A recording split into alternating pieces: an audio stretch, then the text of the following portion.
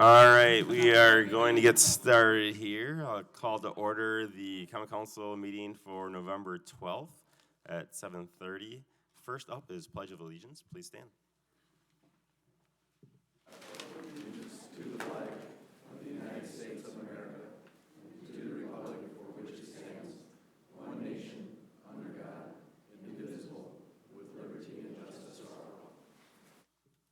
Roll call, please. Alder Radafrada. Alder Barr. Alder Clouder. Alder Krause. Alder Rice. Here. Mayor Richardson. Here. Alder Schroeder. Here. Alder Scott. Alder Strassman. You have a quorum. All right, thank you. Reminder for everyone that for the public, you have 3 minutes. We're going to try and stick to that, so a lot on the agenda. First up is public appearances, non-agenda items, new appointments, things like that. First up is Resolution R-16419. It's the public hearing on council proposed amendments to the 2020 operating budget.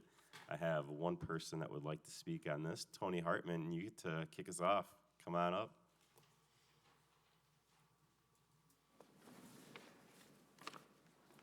Thanks. You know how tough it is for me to speak in public, so I'll try to fill up the whole 3 minutes. So first, thanks for wrestling with the 2020 budget, everybody, because I know it does take a little time, and I know you've all read every page in preparation for tonight's meeting, right? So, yeah, it's nodding over. That's great.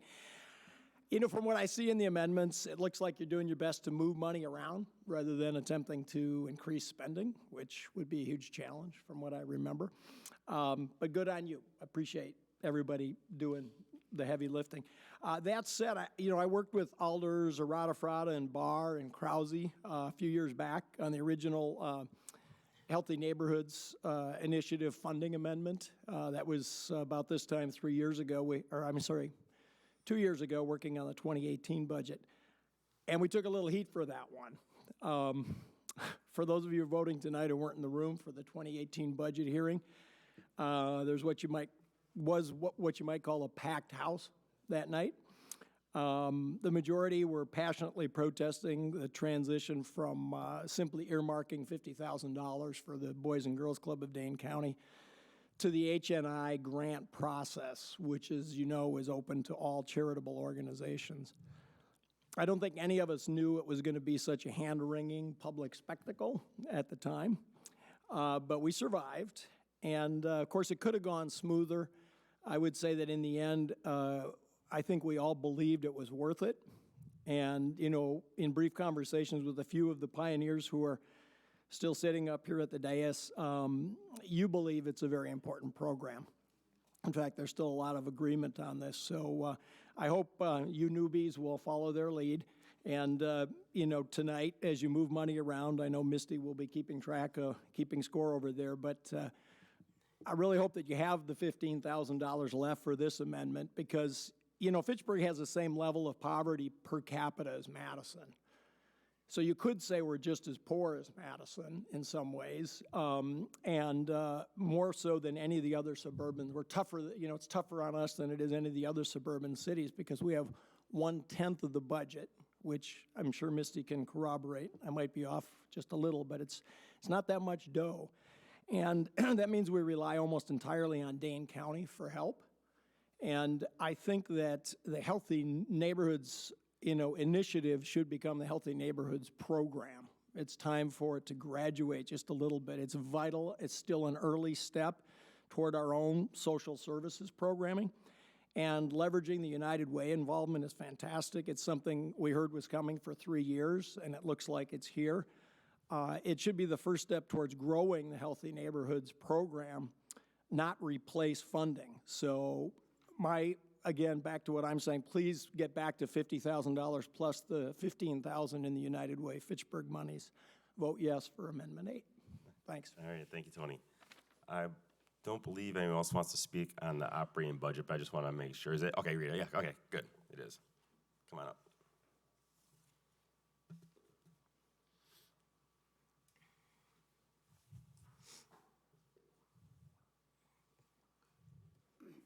Good evening. I'm Rita Henricks, a Fitchburg resident for 15 plus years. First, the city and especially department heads are to be commended for bringing in a budget that stays within levy limits. No budget will please everyone, but as taxpayers, many of us are appreciative of the attempt to keep our high taxes from exploding even more. For those people who are concerned about affordable housing, there is a need to keep taxes in line. For most residents, especially seniors on fixed incomes, property taxes are a major part of housing costs. That being said, I'd like to discuss the proposal to increase the Healthy Neighborhood Initiative budget. The mayor's budget already has given them more than a 10% increase from $45,000 to $50,000 at a time when departments are being asked to hold the line on spending. No matter how worthy a project is, it's not fiscally responsible to increase their budget more when we know that there are great needs in staffing in public works, the fire and police department, et cetera. Second, United Way has already promised that they will match $15,000 of the Healthy Initiative budget, as long as they designate it for that purpose, which would, with the $50,000, would increase their budget to $65,000. Yes, they'd have to work with United Way, which they would have to do anyway, but it seems like a good partnership since United Way has the expertise and is looking to solve problems in a neighborhood rather than looking at individual grants. Third, setting a precedence of giving such a huge increase, $15,000 plus the $5,000 already in the budget, to one entity while asking departments to hold the line is irresponsible, since they're going to expect that money every single year. It's going to cause problems in the future for future budgets and future councils. Fourth, many of us already give to charities that operate in Fitchburg, be it Second Harvest, Catholic Multicultural Center, our churches, United Way, Boys and Girls Club. Giving more tax dollars to some entities creates an appearance that some groups are better than others. Perhaps a better way is to recognize the great work many people and organizations are doing on their own, rather than the city, asking the city to help some and not others. Thank you. Thank you, Rita. And I'll just confirm Jay is not the budget. I didn't think so, but all right. So I don't have anything else on the proposed amendments. So seeing no other public comments on that, I will close the public hearing on the operating budget and move on to the next step. Next up is mayoral appointments. We have another new appointee for the Housing Advisory Committee, Brian McKee. If you want to come up and just maybe tell people a little bit who you are, maybe for a minute or two, that'd be great. If someone has a question, they can ask that.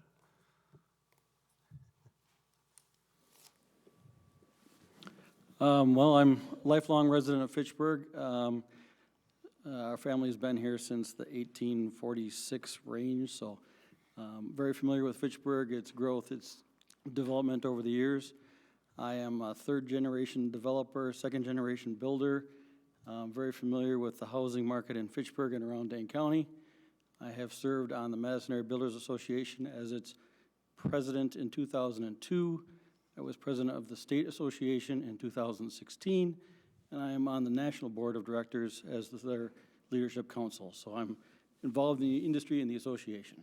I'm here to answer questions. All right. Any questions at all? Dan? I would just comment, I've known Brian for a while. I want to thank you for stepping up and serving. This is a very good appointment. Brian's done a lot in the city, and his family has too. He's very knowledgeable on the needs and the interest and the things that the citizens want to do in the city and the development community as well. And so he's a balanced person who I think will come in with a strong background and be a major contributor on that committee. All right. Anything else? You just forgot to say he lives in District 4. Well, the way it's growing, almost everyone does now, Tom. All right. Seeing nothing else, all in favor? Oh, I need a motion, actually. Sorry. Motion to approve. Second. Seconded by Janelle. All in favor, say aye. Aye. Any opposed, nay? All right. Thank you, Brian. Thanks. All right. Then I do have a couple of public appearances on non-agenda items. First is Dale Benjamin. Come on up.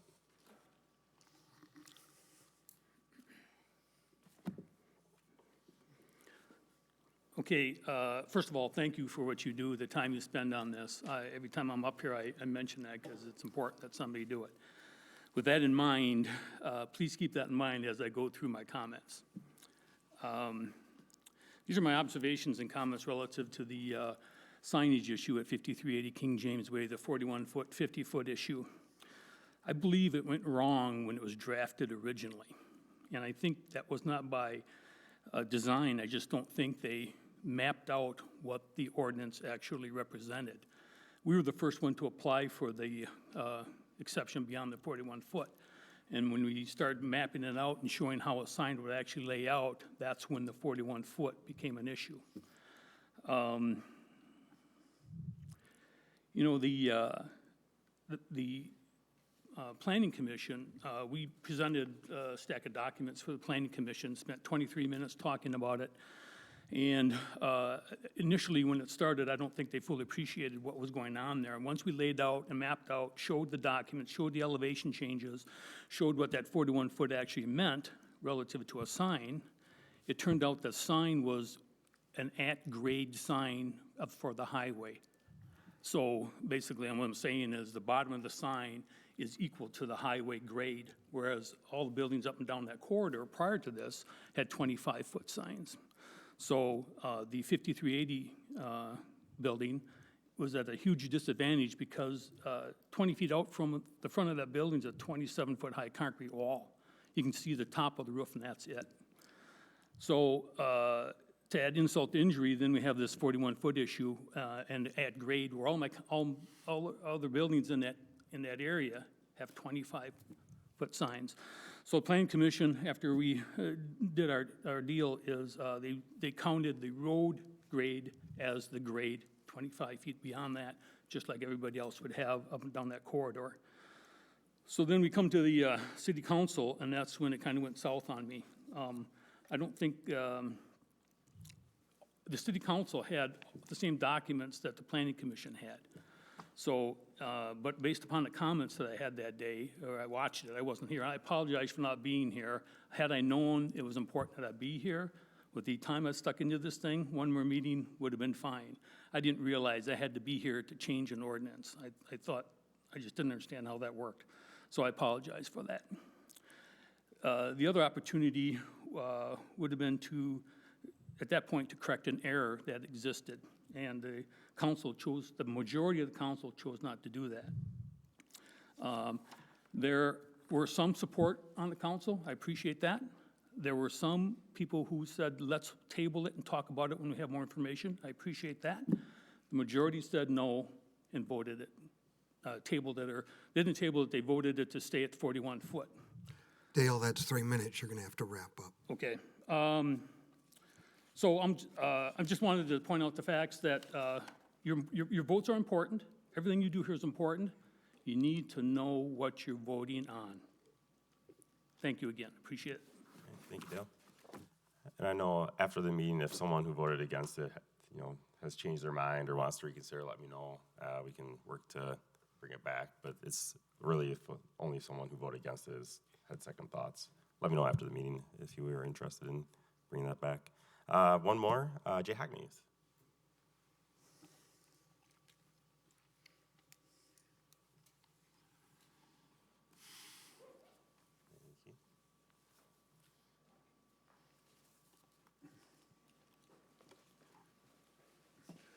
Good evening, council members. My name is Jay Hockmuth. I've lived in Fitchburg for 33 years. I really appreciate the opportunity to speak here tonight. I'll keep my remarks far shorter than the comments I just handed in.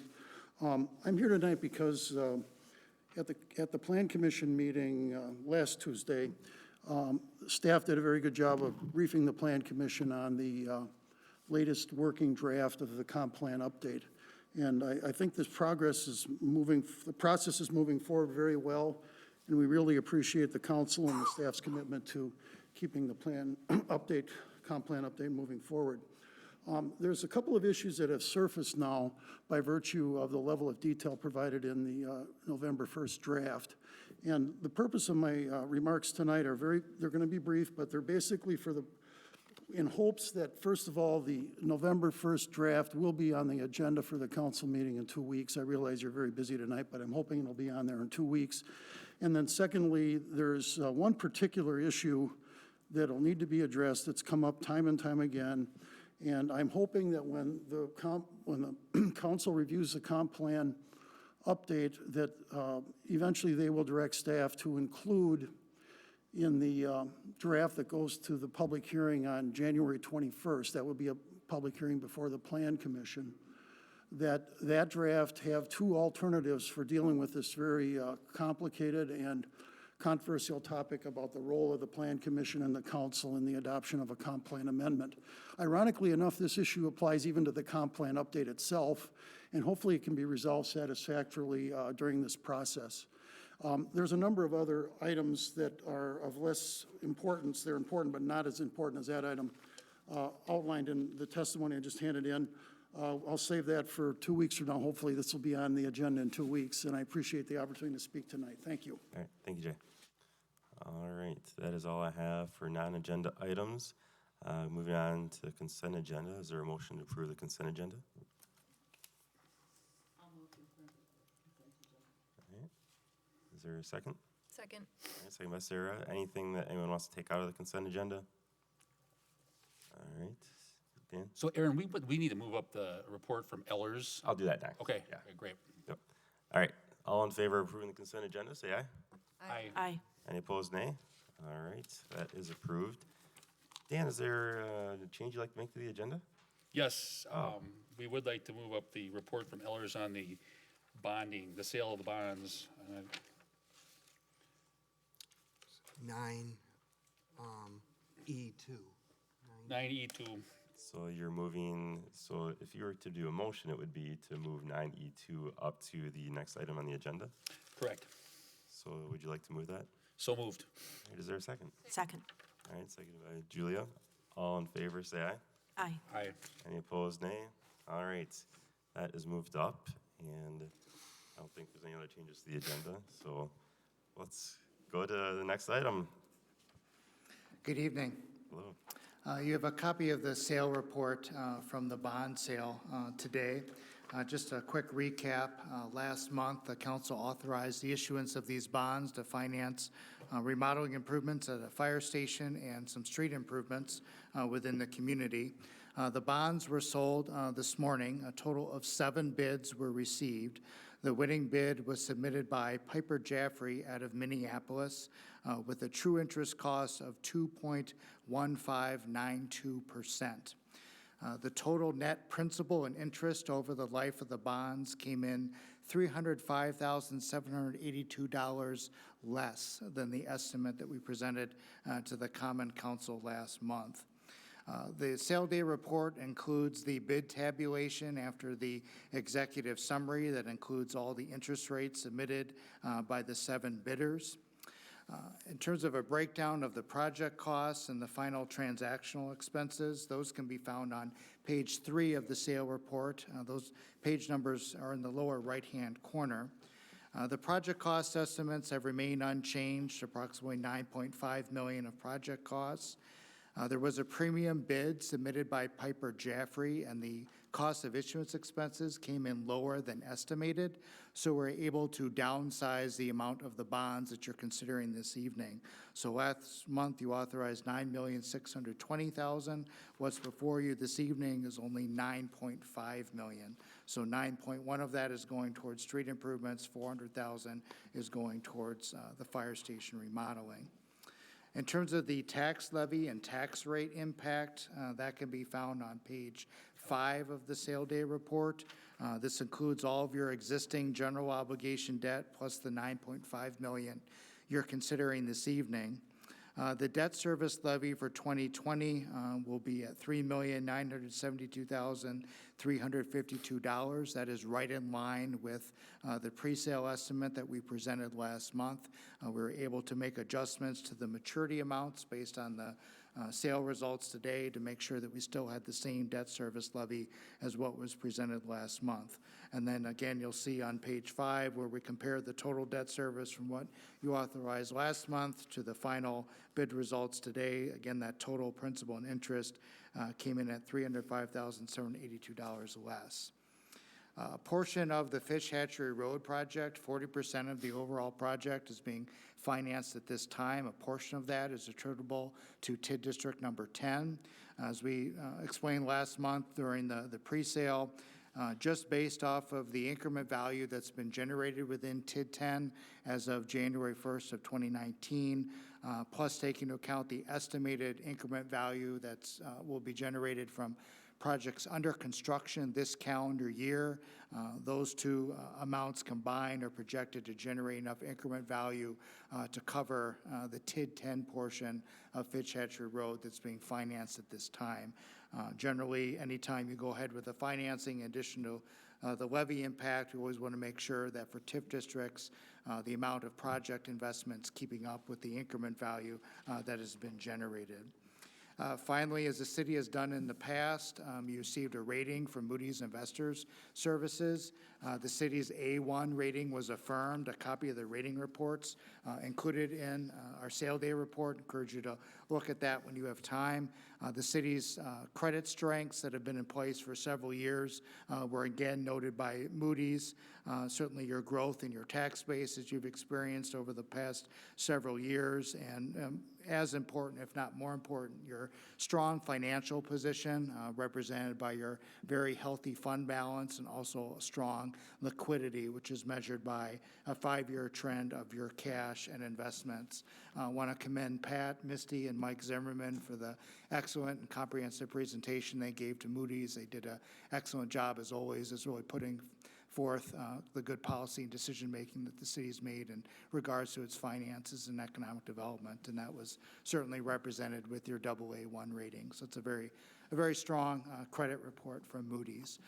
So in summary, the action before you this evening is a final resolution, which represents the $9,500,000 based on the final sale results today. All in all, good results with lower debt service costs and strong number of bidders. So I'm happy to answer any questions. All right. Are there any questions at all? Or should we probably do a motion actually before we have discussion? So if someone could do a motion, I don't know if someone on finance wants to do a motion. Motion to approve? All right, seconded by Julia. And did finance approve? They did. Yes. All right. Questions, comments at all? All right, seeing none, all in favor can say aye. Aye. Any opposed, nay? All right, then that passes. Thank you. Very much. All right. Thanks, Greg. And we will go back to, I believe, administrator's report. Yeah, thank you, Mayor. Just a few items to report, and I apologize if I'm stealing some of the thunder from some of the alders on this, but we do have a ribbon cutting coming up, grand opening for the UW Credit Union. That's this Thursday from 1 to 3 p.m. The ribbon cutting itself will take place at 1:30 p.m., and that's the new UW Credit Union on Fish Hatchery Road. On December 8th, the Children's Holiday Party put on by our Parks and Recs Department will take place in the Community Center from 1 to 4 p.m. That's on December 8th again. And on December 6th, that's a Friday at 4 p.m., the new Sain Fire Station will have its uncoupling or its ribbon cutting ceremony at that location. So 4 p.m. on December 6th, which is a Friday. And then lastly, the library wanted me to let you know that they had 780 people for their Halloween hunt prior to Thanksgiving this year, and that's a record for them, and they're very pleased with that turnout. So that's all I have, Mayor. All right. Any questions at all? Dorothy? Is that 780 people all inside the library all at the same time? Oi.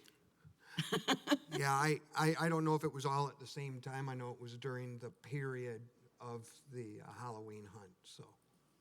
It's a lot of people in there. That's a crowd. All right. Seeing nothing else, we'll move along to Plan Commission. Tom, do you want to make a motion on this first one? Yeah, I'll make a motion to approve its resolution R-175-19, resolution granting a gas easement on outlet 35 in the Terra Vista plant, plot, and public, Is finance. there a second? First, second by Ann. And Finance approved, did you say?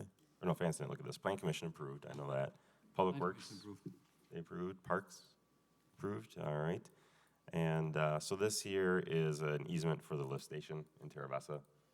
So it's to get that operating. Is there any further questions at all? All right, then all in favor, say aye. Aye. Aye. Any opposed, nay? All right, that passes. Tom, again. The next one for the Plan Commission is resolution, it's R-177-19, resolution granting an underground electrical easement on lot outlet 3 and 4 in the first addition to Stoner Prairie plat, and plan approved. So you're I didn't moving mean to say to- finance. All right, so you made a motion. Is there a second? Second. Seconded by Dan. And plan approved, Public Works approved. All right, and Parks Commission. All right. And this is for lighting throughout Terra Vista, if I remember, right? Yep. Street lighting. Street lighting. All right. Any questions at all? All right. All in favor, say aye. Aye. Any opposed, nay. All right, that is approved. Public Works, Dan. Mr. Mayor, I'd make a motion to approve Resolution R-180-19, setting the 2020 solid waste collection rates. Is there a second? Second by Ann. Did Public Works approve? They did? Did Finance? Yes. Oh, sorry, I apologize. I didn't- We actually, no. Wake up, Dan. Finance, no, well, we got two committees, so Finance approved, Public Works did not. Okay, do you want to speak to So- Public Works and what happened? Yes, so What this in is? Public Works, there was a significant increase to these rates, roughly 26% of a rate of increase. What's that? So regardless of that, we had questions, we didn't have all the information. We had initially felt, or were told that we wanted to ensure that our fund balance was at least 30%. We had the impression we were at 34%. Misty will explain some of this in terms of our fund balance, but really the amount in there wasn't quite sufficient without this increase in the account, so. If I may? Yes, please. So I think just the process of how these rates are proposed to you guys was just a little confusing at the Board of Public Works. We talked about it more thoroughly in Finance Committee. So ultimately what we do is the council sets the level of service that is to be provided to the citizens. That's that contract with Pelletier that you guys approved relatively recently. Then we look at for 1 year, what that cost to Pelletier is, what the other costs are that are in the fund, whether it's staffing or the different RCC events, things like that.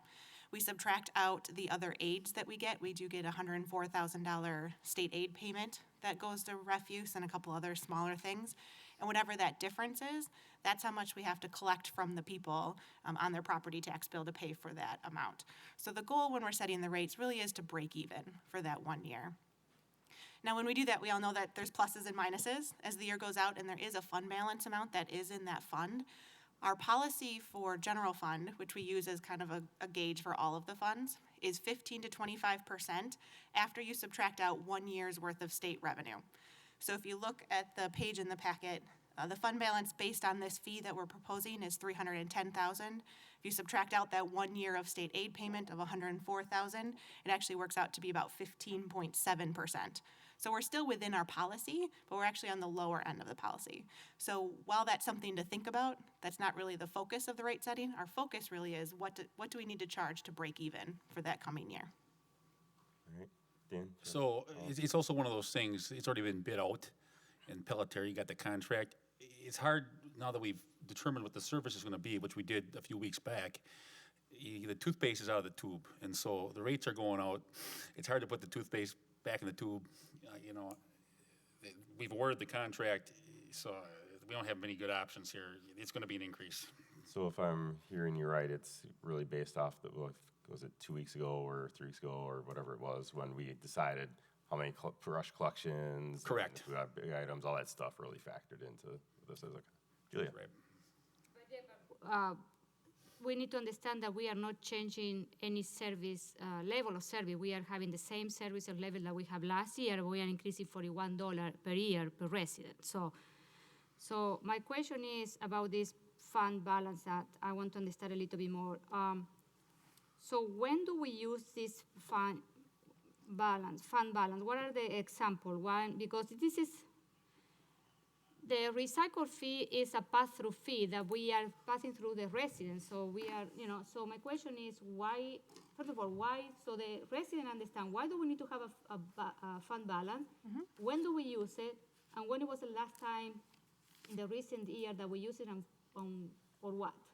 Yep, so I looked at the history kind of for the last, if you look at the budget, the 5-year history and then the couple of years currently, and we did use about $75,000 of fund balance within, kind of in that time frame. The examples of when we'd use it for, the biggest example would be the contract has a fuel surcharge option in there. Another example, which is from my previous employer, the county or the state implemented a tipping fee that was unplanned. So part of the uniqueness about this fund is we set the rates at the beginning of the year. We charge everybody at the beginning of the year. But if things happen throughout the year where the cost goes up or something else happens, it's not like we go back to people then and send them another bill. So we can adjust that in the next year's amount by increasing it or making the change then. But whatever fluctuation happens in 2020, we'll need to be able to absorb on our own in 2020. Can I, do we need to have $450,000 sitting there? So it's $310,000 is what it's proposed to be based on this amount. No, but here it says estimated fund balance at the end of 2020 will be $450,000.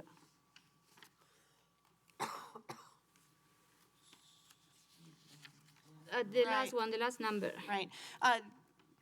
So I'm looking at somewhere different. I'll have to see why those don't match. But so our policy would be the 15 to 25% after you take off that 1 year worth of state revenue. So you have to subtract off the $104,000 from Yeah, no, I that amount, understand that, and then you get but the my policy. question is, in general, it's a question that I would like to ask all of us here sitting. Do we need to have $450,000 in that fund balance? So our policy is 15 to 25%, and this fits within the policy that's set there. Or the policy, where is that policy? Is that The council adopts it for the general fund at the CIP time, when? during CIP. And so that's, yep. So we go through I have a committee of the whole meeting where I went through all the policies and explained what we have them and why. And then during the financial management plan, when Ellers was here to discuss it, they talked about, did we meet our policies or did we not? And then also Moody's. So I know Greg mentioned we did a presentation to Moody's that is out on the city's website. If you're interested, we always talk about our policies and where we're sitting with those as well at that time. Another question, can I ask another? This is part of the operating fund? No, this is a separate special revenue fund. Okay, so, and you apply the same percentage, the policy for all of the fund? This I want to understand. It's a general gauge of best Okay, okay, practice. okay. So the official policy is for the general fund, but it's set for a reason, and so we use that same kind of guidelines for all of the funds. The other thing I could say, the council is able to dip into the fund balance to reduce that charge. The problem you'll run into is you will be reducing your fund balance, which is something what we just heard from Moody's recently. That's why we're rated the way that we are. They think that's very strong. But it also just creates a hole for you the next year. It's not sustainable to artificially reduce what those garbage charges are for a long period of time. Janelle. So we had a fairly lengthy conversation with finance. It's a little bit about the dollars. It's just as much about the percentage. And we tried to take a look back and, a couple of things just to make sure that we're all aware of. So if we look back at our existing provider, they gave us indication that we were going to see about a 20% increase quite some time ago before we even went out to bid with them. And then when we did go out to bid with them, I don't think that we felt like we were increasing the level of service. We were holding true to where we were at, maybe even some, minor adjustments the other way. And so even though this increase it's a jump, it's not as though we felt like we were going out and being extravagant with this. I think it's the nature of the world. We certainly have gotten indication of that originally before we bid, consistent with when we bid. And I kind of share that just to know that even though we're not pleased with it, it does appear like we've tried to do diligence in the process. Any other questions at all? Comments? Julie again? Regarding the increase in the fee, so have we done any outreach to the residents? So when they receive the tax bill, you know, they're gonna see, wow, $41 extra, you know what I mean? Like, have we done any outreach?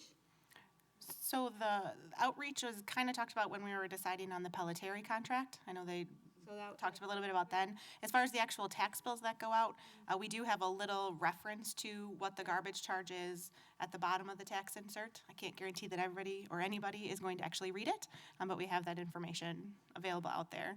And then I did send an email based on our conversation at Finance Committee to work with Public Works and Fact TV. You know, maybe we do a little blip about why the garbage charge went up and what it means, and we can put that out on our website. I'm sure Fact TV would be more than willing to help us with that project. All right. Anything else at all? Dorothy? I was just going to say a little note in Star would go a long way also. All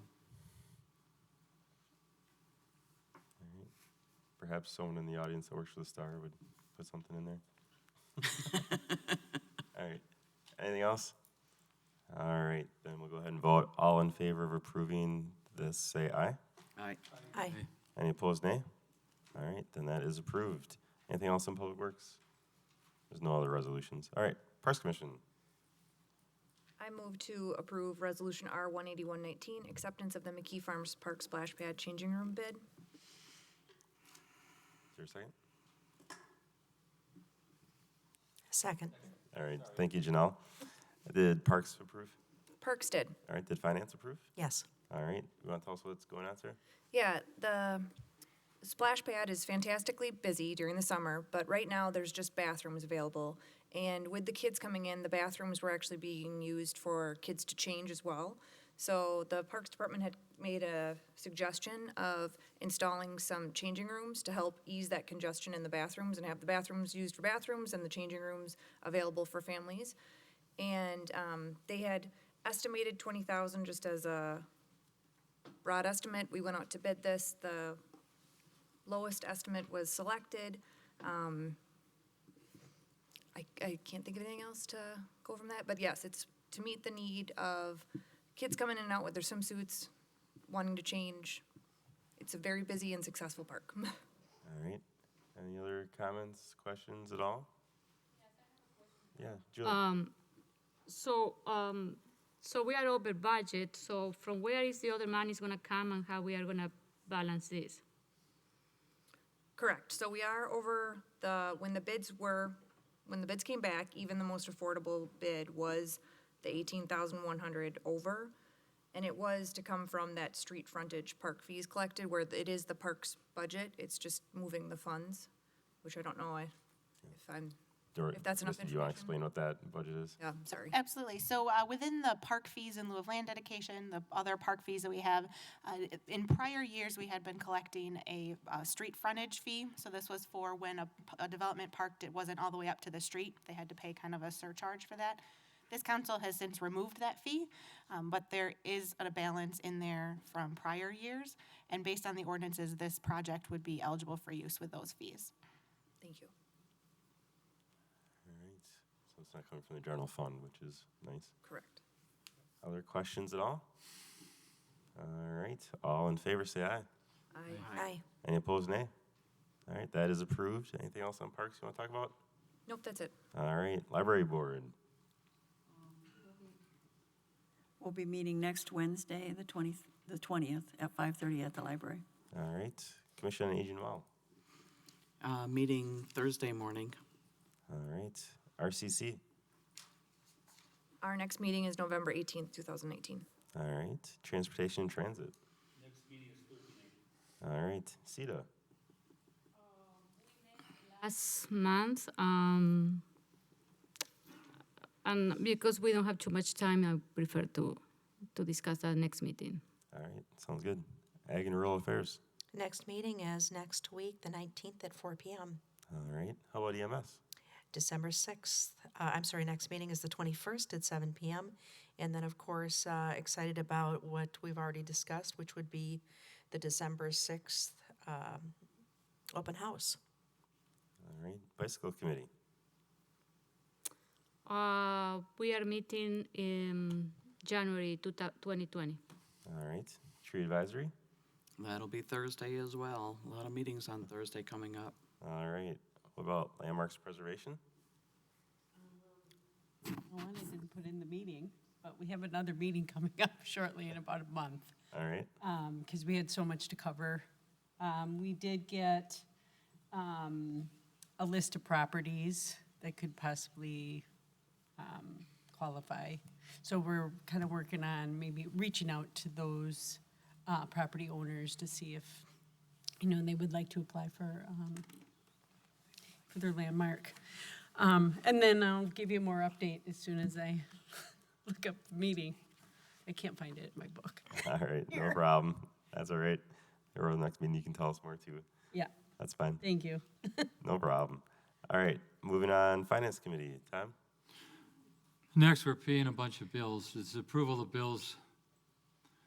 This is review of all checks issued 11/98/26 through 11/98/81.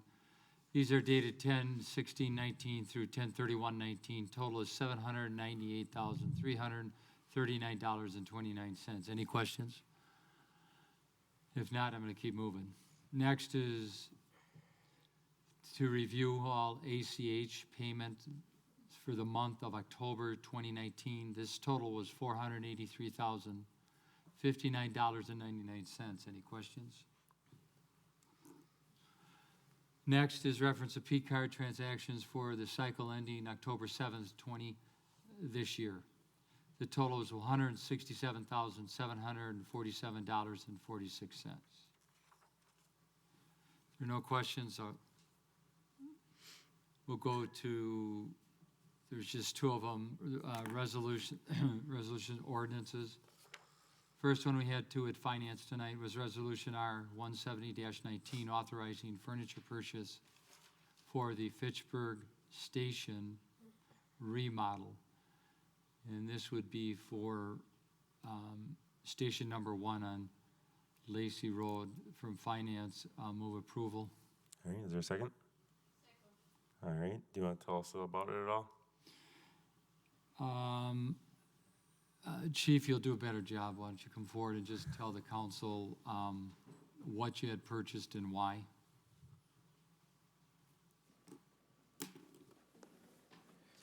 Good evening. The purchase that we're requesting the pre-approval for is for the Lacey Road Firehouse, basically replacing the office equipment that, for lack of better term, is hand-me-down from other departments. During the remodel, we didn't want to reuse that old furniture. We have placed that on surplus. We've offered it to other departments first. So those furniture items are being sold. We're trying to replace it with comparable office furniture that is at the other existing stations. So we got 3 quotes, actually asked for 5 quotes, and came back with a recommendation for the second least amount. The low bid came in at with furniture that didn't necessarily match our current specification. We had asked the furniture vendors to tour the station to make sure that we were getting something of comparable bid. And unfortunately, the low bid came in with office furniture that did not resemble what we currently use. So we were just trying to keep it consistent that way.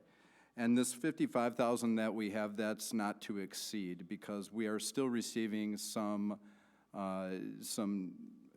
donations that we're receiving from other entities that we can reduce that amount. So the idea is to reduce the financial liability associated with that remodel. All right. Are there questions at all on this? Comments at all? All right. Seeing none, then all in favor say aye. Aye. Aye. Any opposed, nay. All right. Thank you. Good. One more time. One more. We have resolution, it's R 184-19, amending the 2019 debt and capital project fund budget, unused budgeted interest payments to reduce the debt insurance Finance approved, and Misty would be happy to bring you an update. So you're moving to approve? I did. All right, is there a second? All right. Misty, why don't you tell us more? Yep, so this is more or less a housekeeping item. So for 2018, we budgeted for an interest payment, but we received premium on the debt, so we didn't need to actually pay out that interest payment. So I used that to reduce how much we borrowed tonight. And then the same with 2019, we budgeted for a 6-month interest payment, but because we're not borrowing until December, we don't have to pay interest yet. So I used that money also to reduce the amount that we actually needed to borrow. So what's in front of you now is permission to move that money from the debt service fund and apply it to the projects, which is what we did to reduce it. All right, questions at all, comments? See none. All in favor, say aye. Aye. Aye. Any opposed, nay. All right, that one was also approved. Anything else in finance? That was it. All right, personnel, Julia? In November 14. All right, public safety. I'd move to approve the operator license for Maximino Alvarado. Yes. All right, is there a second? Second. Second by Sarah. Do you want to speak to this at all, Ann? He came in to our meeting tonight, and we approved him for a license. All right, any further questions at all? Seeing none, all in favor, say aye. Aye. Aye. Any opposed, nay? All right, that is approved as well. Anything else in public safety? All right, moving on to new business, action on claim. I don't know if Valerie, you want to speak to this, or Pat, or? If there's, I'll just mention that this is action on a claim that was recommended for denial by our insurance company. If there's any discussion by this board, by the council, we request that you do that in closed session. Yeah. We don't have to go into closed session. You don't have to go in closed session, but if you would like to discuss this at all, I would recommend that we do that in closed session. Can you at least say, like, what happened at all? Like, what's she suing about? Yeah. I'm sorry. I think that information should be in the packet, the claim of the individual. My understanding is that there's an individual who was walking down the street, or rather the sidewalk, and tripped and injured herself. And so this claim is for injuries relating to that injury. This this claim was submitted to our insurance, and they recommended a denial of the claim. We get a few of these a year, it seems like.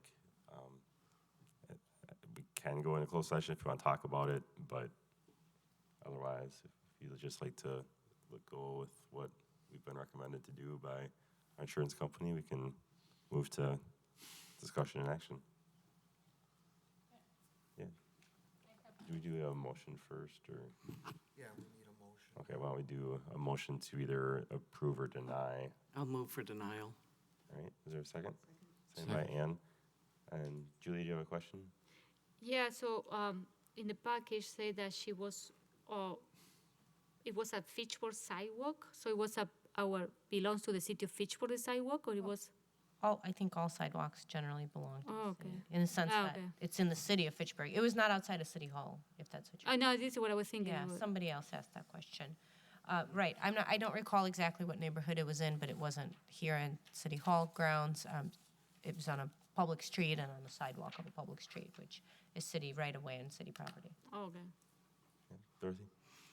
And not discussing this one specifically, but on the county board, we pretty much automatically deny if the city did not have advanced knowledge of a situation. So I would guess that that may well come into play on this.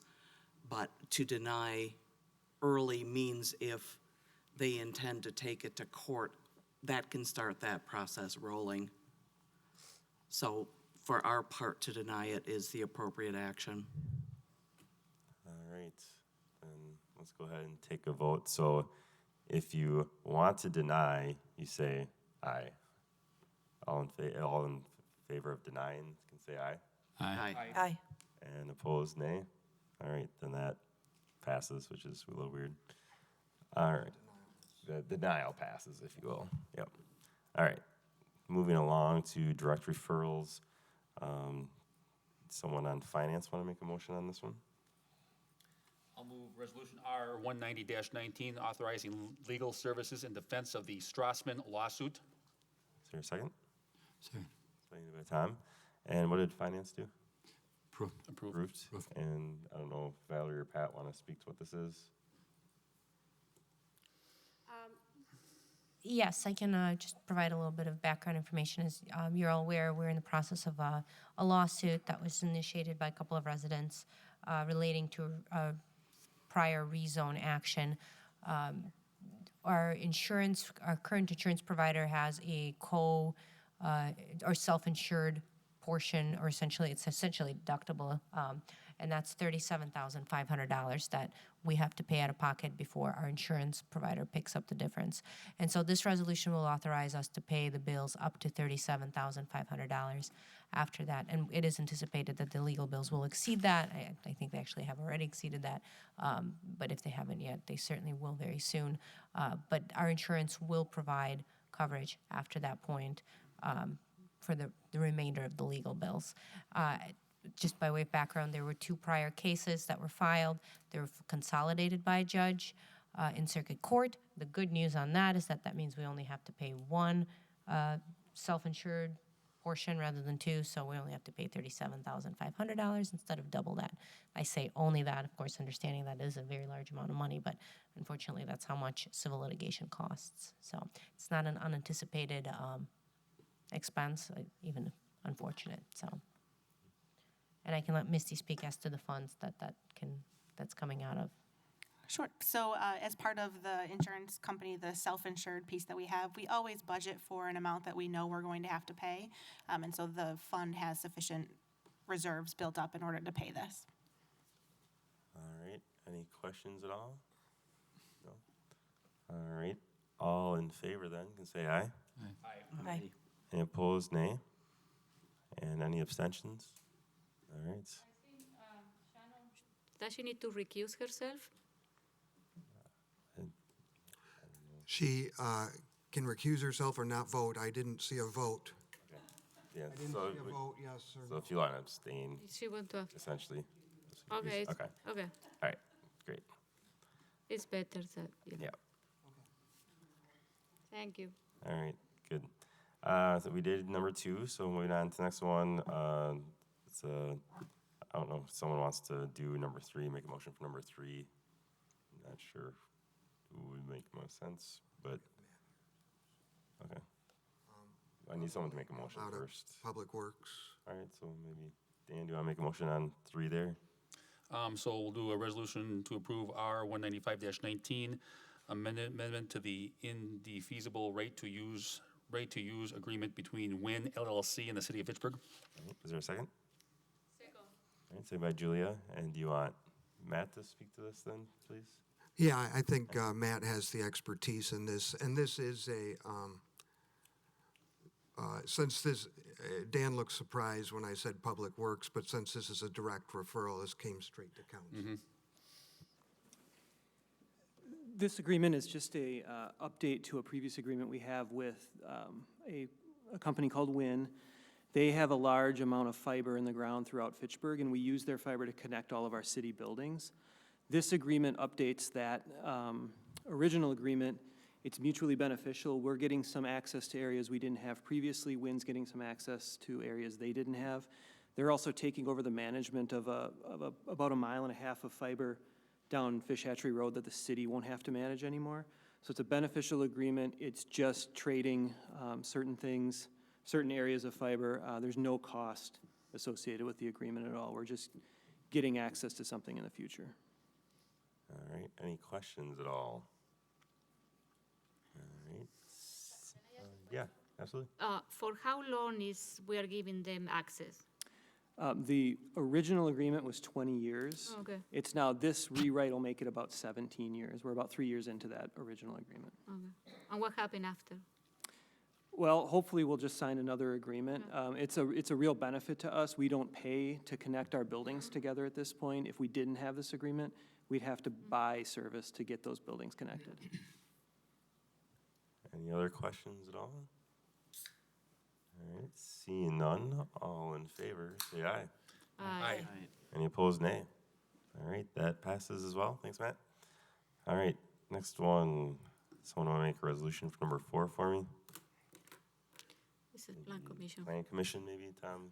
I'll take it. Plan Commissioners, Resolution R 197-19, authorizing the application to the Capital Area Regional Planning Commission requesting an environmental corridor amendment at, the location is 3101 South Fishatry Road. You're moving to approve? Actually, I moved approval, but Yeah. I like more comments. Pat will speak to it. Is there a second? Second. Second by Sarah. Pat, why don't you tell us what's going on here?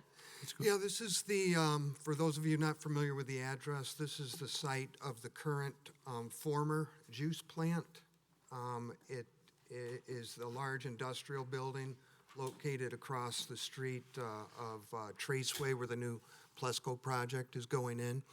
What this is an application at CARPC. CARPC has authority over all environmental corridors in Dane County. I gave you some handouts prior to the meeting that has aerial photography of this site, as well as the application that was submitted to CARPC. This will actually increase the size of the environmental corridor on this piece of property.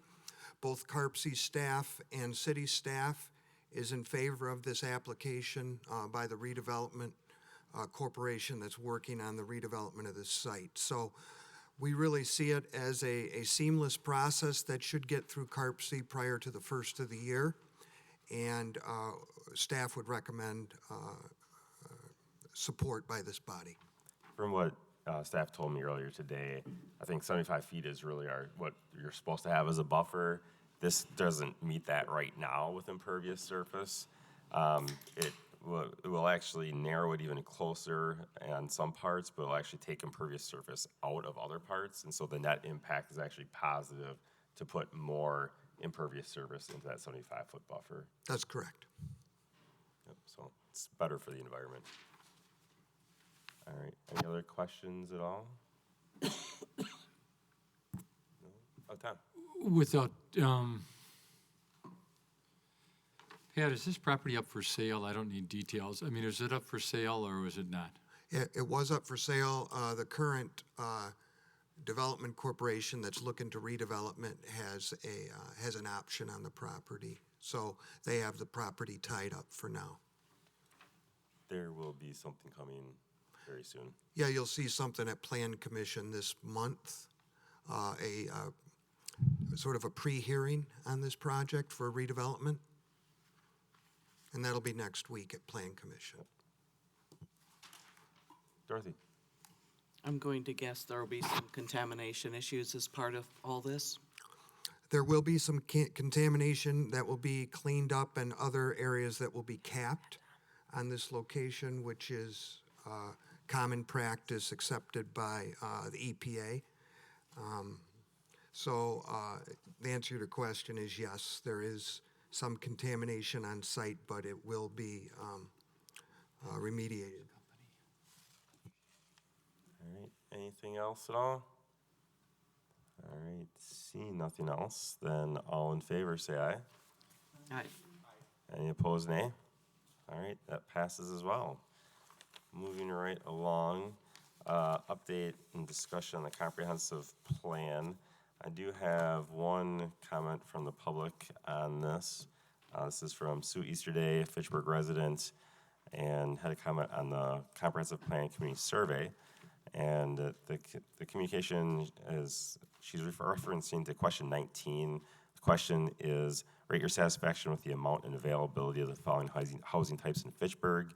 And this is actually two different questions. Amount is not the same as availability. Also, the 5-option response scale of very unsatisfied to satisfied for this and some other survey questions is awkward. Considering the amount and any housing type listed is this responses of very unsatisfied or unsatisfied may mean the respondent intends to indicate they're dissatisfied because we have too many or dissatisfied because we have too few.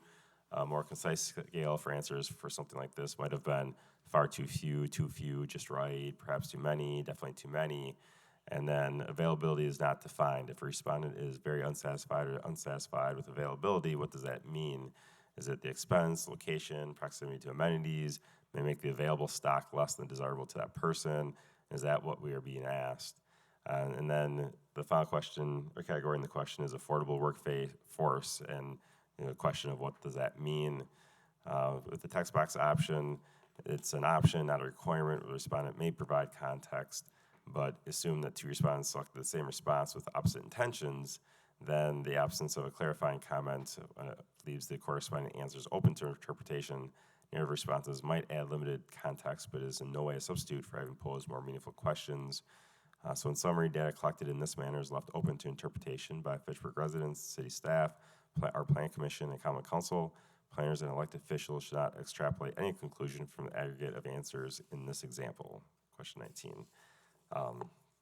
And I think she's going to come to a future meeting as well for that. Otherwise, for comprehensive plan, we had a special meeting of the Plan Commission last week to talk a lot more about the comprehensive plan. We're going to have another special meeting coming up in December. It's actually going to be a Thursday night. We'll send out something to all of you as well. If you can make it, you're welcome to. We're going to notice it just because there might be enough alders there.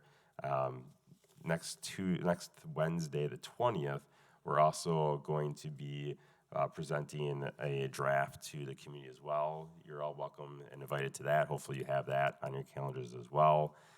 So there's a lot going on, continues to be a lot going on, and a lot of opportunities for feedback. One of the things that we talked about was the responses from the surveys, from the community meetings in our meeting last week.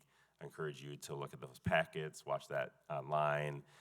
We'll talk more about that in 2 weeks anyway, but with everything else going on tonight, we didn't want to get into a whole lot of detail tonight, just wanting to hopefully get out here before it gets too late. So lots of stuff going on, lots of stuff coming up.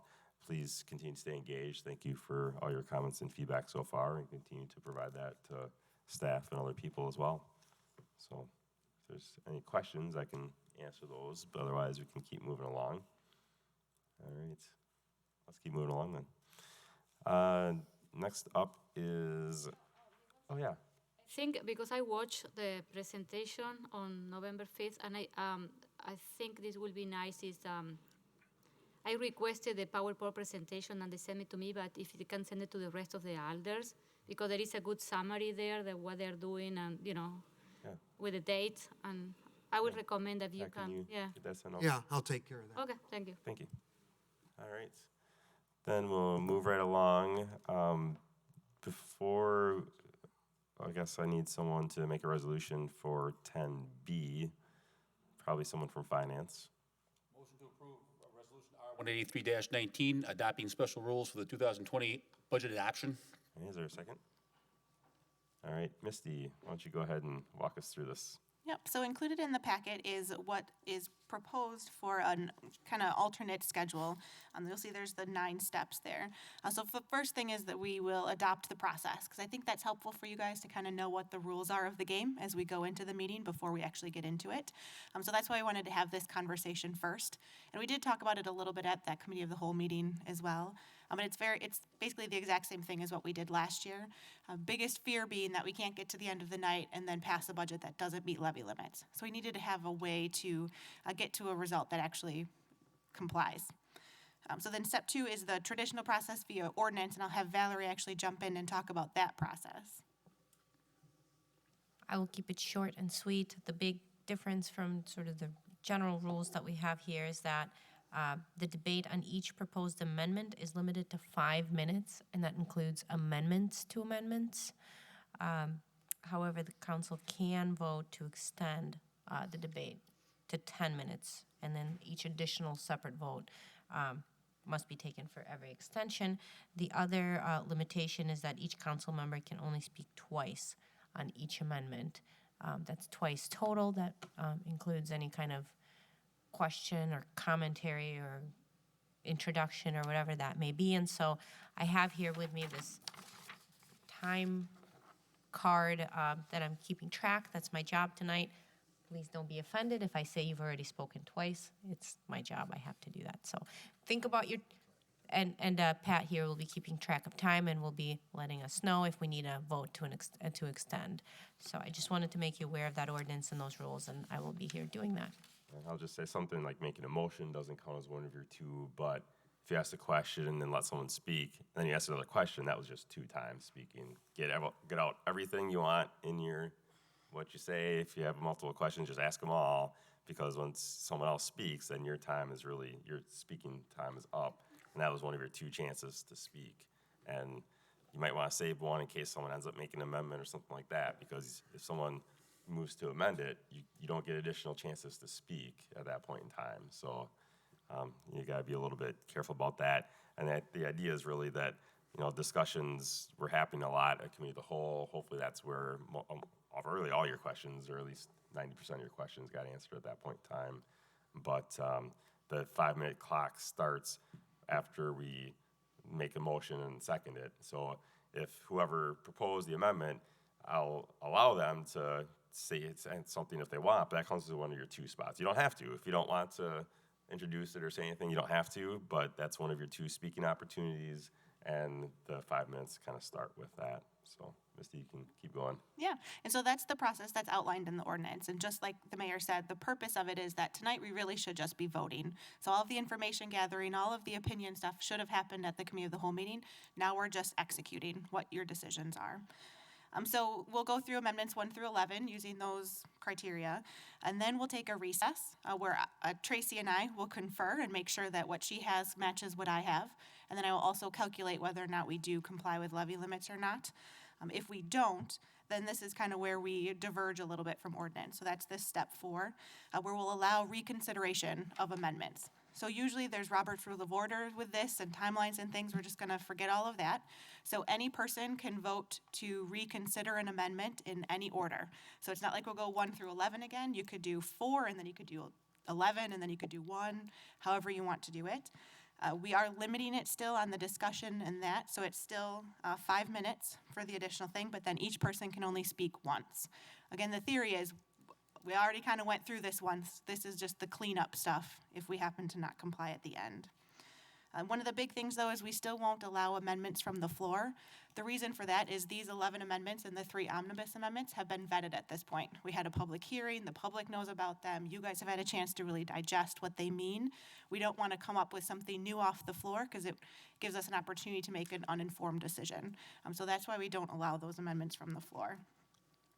So after you're done reconsidering as many or as few of them as you want to, we'll take another recess where I'll do my calculation again. And if for whatever reason you still don't comply, we'll go through that process again. So we'll just keep doing that until we get to a budget that you guys can actually adopt and stay within statutes. Once you get through that process and we have something that can work, we will adopt the omnibus amendments. There's 3 of them that we'll go through. The reason why we're doing those after the fact is at least the last one is dependent on all of the other decisions that you make. So we need to have that at the very end. And then once that is done, everybody will be allowed a closing statement. If you want to talk about your thoughts on the budget as a whole or kind of why you voted the way that you did, you will have up to 5 minutes to make your closing statement. And then we will adopt the budget resolution at that point. And then there is an ordinance as far as if the mayor wanted to veto it and the council override of the veto and all of that stuff, which we're all hoping we don't have to go down that path, but that is outlined in the ordinance in case we need to. All right. Questions on the rules? Yeah, Tom. Yeah, I refresh my memory. I do believe that if we add 5 minutes, then you can still speak twice. It starts over again then, doesn't it? In other words, if we want to add, Valerie, another 5 minutes, and can you go up to, I don't believe, we can go up to roughly 20 minutes if we want to, if we keep adding 5 minutes, isn't that correct? Yes, if the council wants to vote to add additional time, that's correct. But if we add more time, you don't get 2 more chances to speak. That is correct. Oh, wait a minute, I thought you did. No, you get 2 total times to speak on each amendment total, including amendments to amendments. Well, if Sarah doesn't talk, can I use her time? No. Huh? No? You don't- No, sorry. Huh? So I think, You cannot. So when we yield cannot, your was the chance. best we need try to I had. extend, when will we know that we need to extend? When we hit the 5 minutes, we'll just, You're gonna be? Ah, okay, okay. yeah, we'll walk you through it and Yep. help you out. And so We is did it, that last year? Same process. seems last I year. don't remember the final. Janelle, oh, No, I think last year was the first year we did. all right. So Janelle, is it 2 minutes times 2 in total this evening, or 2 minutes per amendment? there's nothing about 2 chances to speak. If you Right, want you to get speak for the It's not 2 entire, minutes. no, it's not 2 minutes. You can speak as long as you want. You can take up the whole 5 minutes, frankly, but then no one else gets a chance to speak. But it's a max of 2 times for 2 the chances evening. speaking. No, not for the evening, for each amendment. Got it. Yep. And for, there's a couple of them that there's 2 amendments on the same thing, so you'll actually have 4 chances to speak on those, Tom. Actually, Just no. 2 for the first time, and, I kind of Actually, like would my they be idea. grouped together where we'd request that one, You should just give me your time. well, I don't, Oh. that's not how we What? talk about it, really. No, What? I mean, if I it's knew the answer. approved. right. I mean, the second one will probably just yeah, repeat yeah, okay. or something, but, all right. Is there further questions on the process at all? All right, then let's vote to approve those. All in favor of adopting the special rules for the budget, say aye. Aye. Any opposed, nay. All right. Oh, one thing I was gonna mention, I forgot to, when we get to all the amendments and we actually vote on them, I'm gonna have us roll call everything. So all the votes on the actual 11 amendments, we'll just do roll call just to make sure. Some of them will be obvious and some won't, so we'll just roll call everything. All right. Someone on finance want to make a motion for C? I'll move its resolution, I'll do it. It's resolution R 164-9, adopting the 2020 annual city operating budget. Second. All right. Moved by Tom, second by Janelle. So now, I believe we actually start going into the different amendments. And so the first one, Amendment 1, is the Clouder Delayed Tennis Court fence maintenance at McKee Farms Park. Tom, would you like to make a motion to approve that one?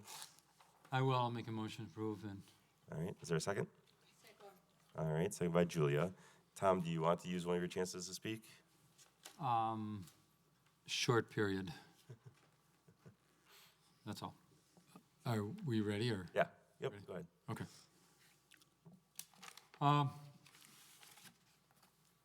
You want to keep in mind in reference to this amendment, 1, 3, 4 equals 7. I'm going to say that again. 1, 3, and 4 will equal 7. I had to find money to get to number 7. So that's why I said that. I did watch the other meeting on October 23rd. I felt that this particular one could wait until after the resurfacing is done. I'm done. All right, other people would like to speak to this? Julia? Yeah, because I would like to speak because I don't know what happened with this amendment, so I have another one similar to Tom, identical. The idea is to, I also, try to find places where I can, find funds to also to cover the amendment that I put back for the Healthy Neighbors Initiative. And the other amendment for the consultant for the study of the compensation. So every amendment that I brought back increased the budget. I found one to decrease it. So this one is one that I think that we can delay the maintenance of this fencing at McKee Farm Park for another year. So because we need to find some $25,000 or $30,000 to at least to allow us some of the elder to put some amendment back, because $4,000 that we have left is nothing. And I am pretty concerned about that every year is the same thing. We don't have too much room for us to put our own amendment or bring other project or new initiatives. So I think that there was a lot of confusion in the committee of the whole about the insurance, the liability.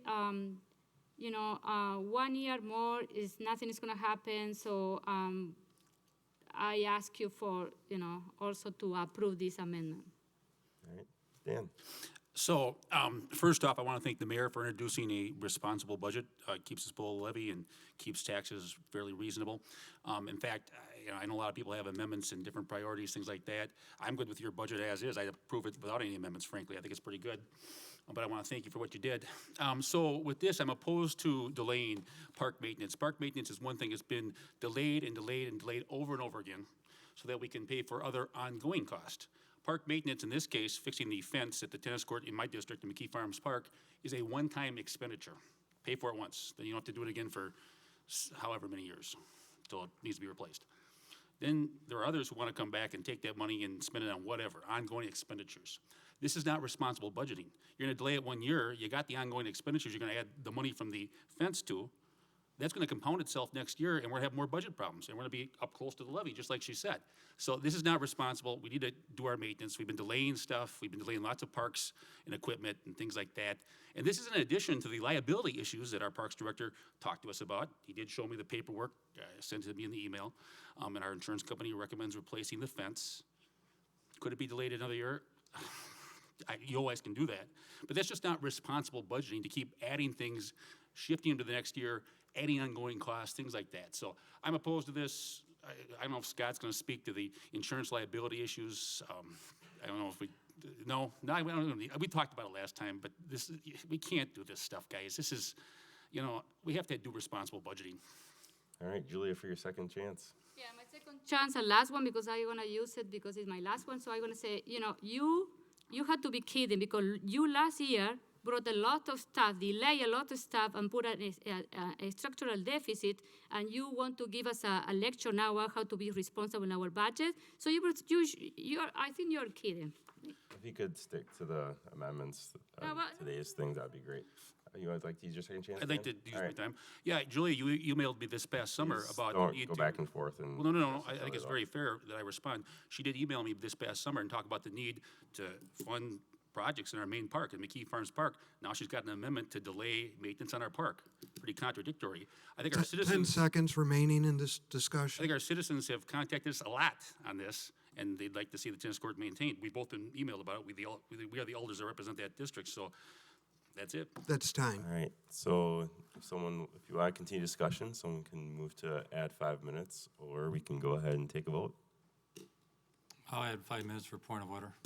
Okay, so we're moving to add 5 minutes. Is there a second? I'll second. All right, second by Sarah. All in favor of adding 5 minutes? We're gonna have to probably roll call this too. All in favor of adding 5 minutes to discuss discussion, we'll say aye, but why don't we just go ahead and roll call, just in case. This is aye, yes, you want to add 5 minutes. So Just a few. go ahead. Alder Radafrada, Aye. Alder Barr, No. Alder Clouder, Aye. Alder Krause, No. Alder Rice, Aye. Alder Schroeder, Aye. Alder Scott, No. Alder Strassman. Aye. We have 5-3. All right, so we got 5 more minutes. All right, further people, Sarah? I'll just say that I do agree with Dan that the parks are really important. If we keep delaying this project, it's not like this expense is going away. And Julia, you mentioned that it's hard to find funds every year, that our budget is difficult, it's challenging. The fence needs to be repaired. So I can't help but think that it's a problem this year to come up with the funds. It just feels like you'd be kicking the can to delay it. We have the loss prevention specialist recommending us to make this to avoid any concerns. It just feels like the responsible thing to do to make the change and not delay this. We don't know if something would happen. We can't feel confident. I mean, we're being recommended to do this. Fitchburg takes pride in our parks. I feel like at the comp plan, it's a regular topic that comes up that people love Fitchburg parks. We got to invest in them and keep them up. I just think it's important. Tom, did you want to speak? Yeah, I want to make it real clear. Tom Woody. has spoken twice. Tom has spoken twice, yeah. Here's the second one. What was that? Talk to me now, what? I just said Tom has spoken twice. What was the second one? So you've used your 2 turns. So far, Alder Arata Frada, Alder Barr, I apologize. No, that Tom was- has not no. spoken twice. No, was I reading didn't think so. Dan Barr's line. No. My apology. Wrong. Dan took yours. Sorry, Tom. All right. Go ahead, Tom. I thought I was right on that. Just a couple comments on this. One, I want to start out with the budget. I heard some comments already in this budget. The mayor can put a budget out any way he'd like, and there's no problem with that. That's his job. I had a little hard time with this budget because there was nothing to support the staff in the city of Fitchburg. No one was put in the budget. I had a little hard time with that. That's why you're seeing some of these amendments by Clotter. The thing is the tennis court.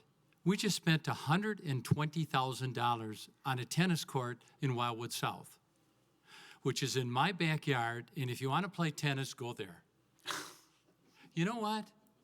The tennis court that needs fixing, you don't get it. It's a surface. And then, now we're going to put the fence up. Do the surface first, and then we can put the fence up. You want to bring it back next year? Put it on record. I'll be for it. But there is another tennis court in the city. It's not like the only one. And we spent a lot of money on another tennis court. Understand the problem with this tennis court is not the fence from tennis players, which I'm not. It's the surface.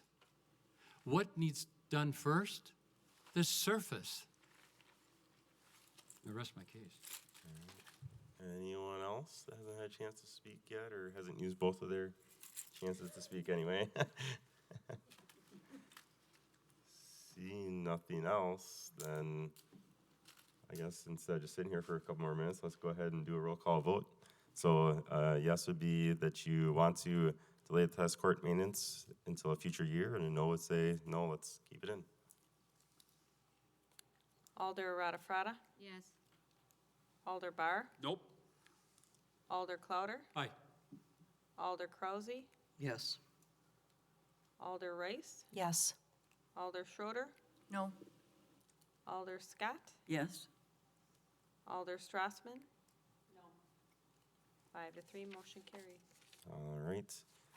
And that passes. Amendment 2, I'm assuming you just want to withdraw now, Julia? Yeah, since I it just withdraw passed? because we passed, yeah. All right, good. Moving on to number 3. Tom, would you like to make an emotion? Oh, I'm sorry, I was looking at 2. Yeah, we skipped that one since that one just got passed, essentially. Number 3 is delayed data center. It was to delay the data center improvement. Actually, in this particular one, again, Oh, you're just making a motion first. I'm sorry. Yeah, I'll make a motion. All right, so a motion to approve, is there a second? Second by Julia. Okay, now you'd like to use one of your 2 chances to speak about this? Yes, I'll All make right. sure. Go for it. Again, I totally admitted I was looking for money to get a code enforcement officer, get some more people in the city. We'll address that later. But, so this was one spot that we felt, I did talk to Misty about it, and no, it wasn't her total decision. It was mine, but we just thought it could wait. I wanted to try to get the code enforcement officer, which we continue to do. This is what this is all about, to help the code enforcement officer with the work that's out there. We continue to put these subdivisions in with no more help. There's only 3 people in that department, 3, to cover the whole city. And the thing is about this one is it just had come up and I thought it could wait. Other people at all? I'm actually going to use a chance to speak, Valerie, if you can mark me down for one. This is one that I think is incredibly important to keep in. I think that you've seen other municipalities throughout the country have issues with their data getting hacked and getting ransomed for hundreds of thousands of dollars. I think that's something that our auditors like to hear, that we're concerned about the security with it. I think that increasing our security And doing this migration benefits the city long-term by using something like One Neck. Right, I have a point of order. yeah. You presented us with a budget. It's your budget. You also wrote a letter for your budget. Yep. This is a time for the alders with amendments to come forward, and I don't think this is right to give your opinion on this or any other one. You also have the power to veto anything that is in the budget at the final say. And I think this is out of bounds what you're commenting on. You have the power in the end, and I noticed on the committee of the whole meeting, no one said anything. And it's not against the mayor, but this is the council's time to bring things to the budget. The mayor really shouldn't be talking on our amendments, because he can veto them. There's nothing in the rules that says that I can't speak to anything, so. Dan? Yeah, I'm opposed to this too for the same reasons. This is just compounding costs. You're gonna delay it for 1 year, you're gonna add ongoing costs, then you're gonna have budget problems next year. This is just not responsible, guys. I'm sorry. And, you know, we just gotta remember, I understand there's a lot of people, there's a lot of good stuff some good ideas that people have come up with, but we can't do everything for everyone every time. Sometimes we have to say no, and there are limitations on some of the spending on this stuff. Some of this stuff is just crazy. We have I don't want to see us get hacked or have some sort of data problem. So, again, I just don't agree with this practice of just delaying stuff till next year and then compounding budget struggles that we might otherwise have. All right, Julia? I know that what I want to say is that we elders, we need to look for places where we need to bring our own amendment. You know, it's absurd that we every year and after every year that I have been sitting in this council, we don't have any room to bring our own amendment because there is no money left for us. You know. So I know that we are not trying to. I think that Tom and I and everyone, because we know Tom and I are the only two elders here that we put amendments. Okay? So at least we are bringing those amendments to discuss with you the issues that are important to us. You know? This is what we're doing in this. This is an opportunity for us to discuss this issue, even if you don't vote it down. But at least we need to discuss it with an open mic, an open people that they're looking at us, because it's irresponsible for that the mayor bring a budget and we rubber stamp it and say, great, moving on. No, this is an opportunity for us as an elder to discuss what is the vision for this city, where we are going to go, how we're going to use our funds. And I know that we are not trying to be irresponsible. You know, I am an accountant. I know what a budget is. And don't laugh at me, okay? And I know what I'm trying. I am trying to do something here to put some of the amendment on the thing that I think that I have priority and I would like to move, okay? Sorry to interrupt, but we're at 4:48, so if we're going to continue, I need a motion to continue for an additional period of time. Motion to continue for 5 more minutes. Okay, is there a second? Second. All right, second. All in favor of extending for 5 more minutes, say aye.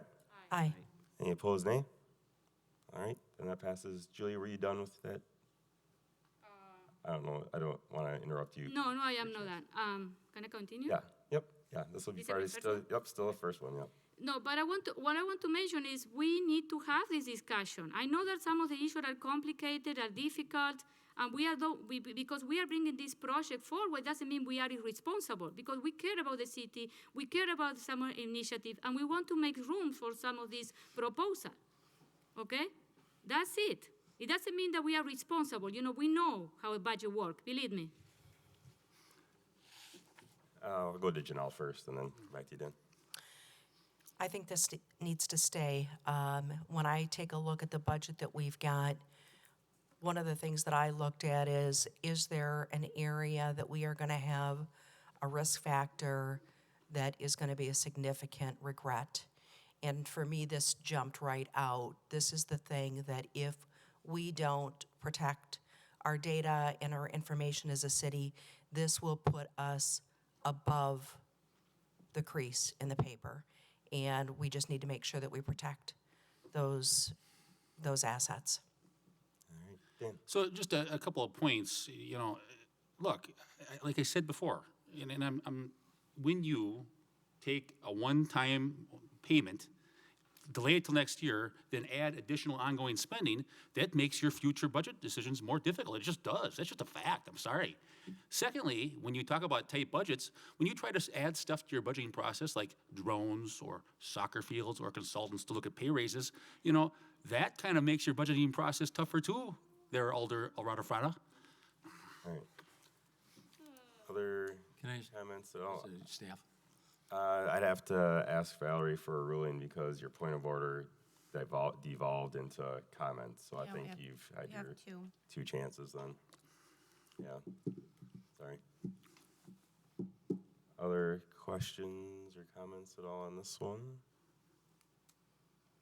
All right, seeing nothing else at this point. Yeah, we're calling everything, yeah, so. All right, let's go ahead and roll call then. So I would be to remove this or delay it, I guess, and a no would say no, keep it in the budget. Alder Frada? No. I wasn't here. Alder Bar? No. Alder Clouder? Yes. Alder Krause? No. Alder Rice? No. Alder Schroeder? No. Alder Scott? No. Alder Strassman? No. We have 1 to 7. All right, so that one failed. All right, going on to amendment number 4.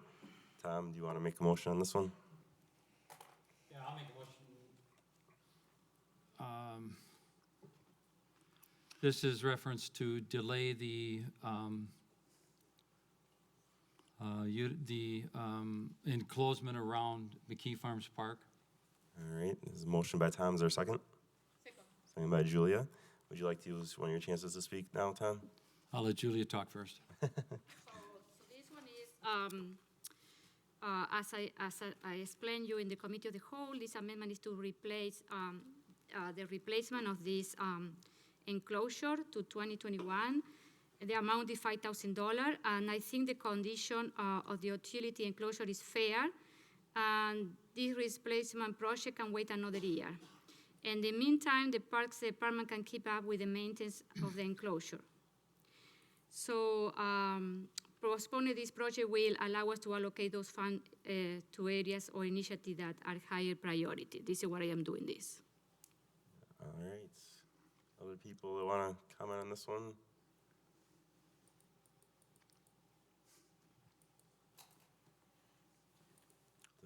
Okay, Tom. Well, this was, again, I think, I was trying to get to a code enforcement officer that I think the city needs. And to get there, I had to find money. And I thought the trash could wait. I thought the trash was not as important as a code enforcement officer. The code enforcement officer, in my eyes, not only takes care of the code enforcement, but he takes care of the junk that's left on your street. He takes care of lawns that aren't being cut. He takes care of vehicles that are parked in the driveway that are not under the neighborhood ordinance. There's a lot of things he does. We continue to put subdivisions in and don't give him help. And I just thought the trash enclosement could wait. Anyone else want to speak on this one? Going once, going twice. All right, let's roll call vote on this one then. Alder Frada? Yes. Alder Bar? No. Alder Clouder? Aye. Alder Krause? Yes. Alder Rice? Yes. Alder Schroeder? Yes. Alder Scott? Yes. Alder Strassman? Yes. 7 to 1, motion carried. All right, so that one passes. I'm guessing number 5 you want to withdraw, Julia, since it really just passed? All right.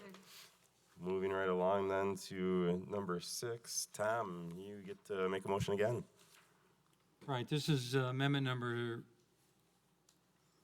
6. This is prioritizing Burnwood subdivision streets. I've been waiting for this one.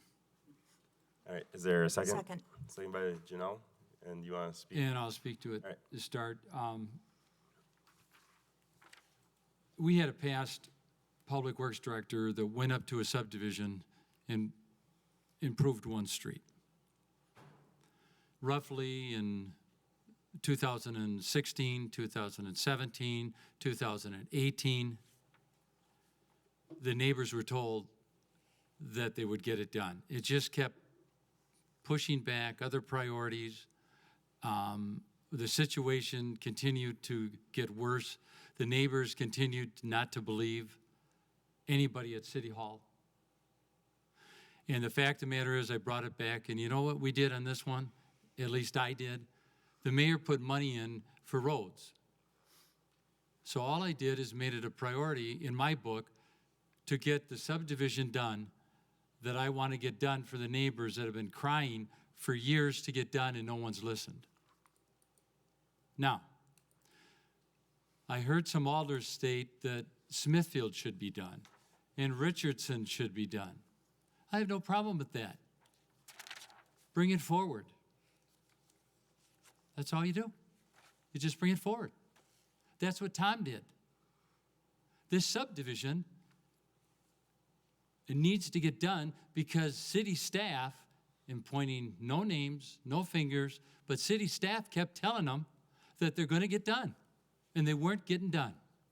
So now it's time for an alder to step in, or someone to step in and say, we at least got to make our promise to the people that live in the subdivision, and some of them are here tonight. Janelle? I looked at this in a slightly different way. Part of it, I heard from our team and understanding where city staff have taken a look at conditions of other roads, and we've got a process that really considers what that means in a very granular way. I get all of that. I don't think that that's the issue here. I think what we've got is an issue. If you live in that neighborhood and somebody came in and made a promise to you that they were going to fix your road, and then you kicked the can, and they made the promise again, and we kicked the can, and we did that a couple of times. When you come to your house and you drive past the road that's fixed, the thing that you notice is the thing that wasn't fixed. And you stare at that every single time that you come and you go from your neighborhood. And so I think we just need to stand up to the promise that we made to these people many, many times and fix the roads. Dan? So I'm going to give Tom credit. We were served on Public Works together. He does a nice job. He's one of the best elders in terms of responding to constituents and their concerns. We don't always agree, but I appreciate a lot of what he does. However, these roads are, the order in which they are repaired is determined by a PACER rating based on how much damage is done on the streets. And I think our Public Works has a pretty fair and equitable and scientific system for making those determinations. Now, hey, look, I try to put my constituents first as well. We have to try and do that as representatives. So I appreciate your effort, Tom, because you're a lion when it comes to fighting for your constituents. You're incredible. So is Janelle, too, because I know you share the district. So you guys, I appreciate that. But I want to stick with the Public Works system of the PACER rating. I know it well. I do think it's fair and equitable. It will get done. I know the residents are they've been waiting a long time, and I can appreciate that. But I do think that we have professional engineering and a PACER rating and scientific methods that need to determine when these things get done. Tom, you want to use your second chance? I really like your comments, Danny. But you know what? You're on Public Works and you're not listening. They came to Public Works. The neighbors came to Public Works. You're not listening. This is an ongoing problem up there. And I don't know, if another alder told me that's an ongoing problem in their district, I'd probably help you. And I know, I opened up a can of worms there, didn't I? But you know what? They've been promised, and you know what the latest was? 2020. Tom, excuse me for a second. We're going to need an extension if this is going to continue. I'll vote for 5. All right, so Second. second. All in favor of extending 5 minutes, say aye. Aye. Any opposed, nay? All right. That passes. Tom, go ahead, you can keep going. This subdivision, this went from roughly, I might be off a little bit, 2016 to 2025. That's quite a delay. And the problem is don't anybody tell me there's worse streets in the city. I'm well aware of it. I'm well aware of it. But you know what? When you promise a neighbor something and you say to the subdivision you're going to do it, you do it. You just do it. And Public Works didn't listen, so guess what? Tom had to bring it to this body. And I brought it to, haven't you seen it before? And this, I took the mayor's money that he put in this budget, and I'm surprised the rest of you didn't jump all over it. Because that's what I thought was going to happen. I went after it, and my point is, I would just appreciate your vote to get this done and be done with it. All right, Dan, your second So, chance. Tom, I appreciate that, Tom. Now, not that we didn't listen, but I'm gonna say this. I got some streets in my district that I've gotten calls on, and these items are all in a queue, you know?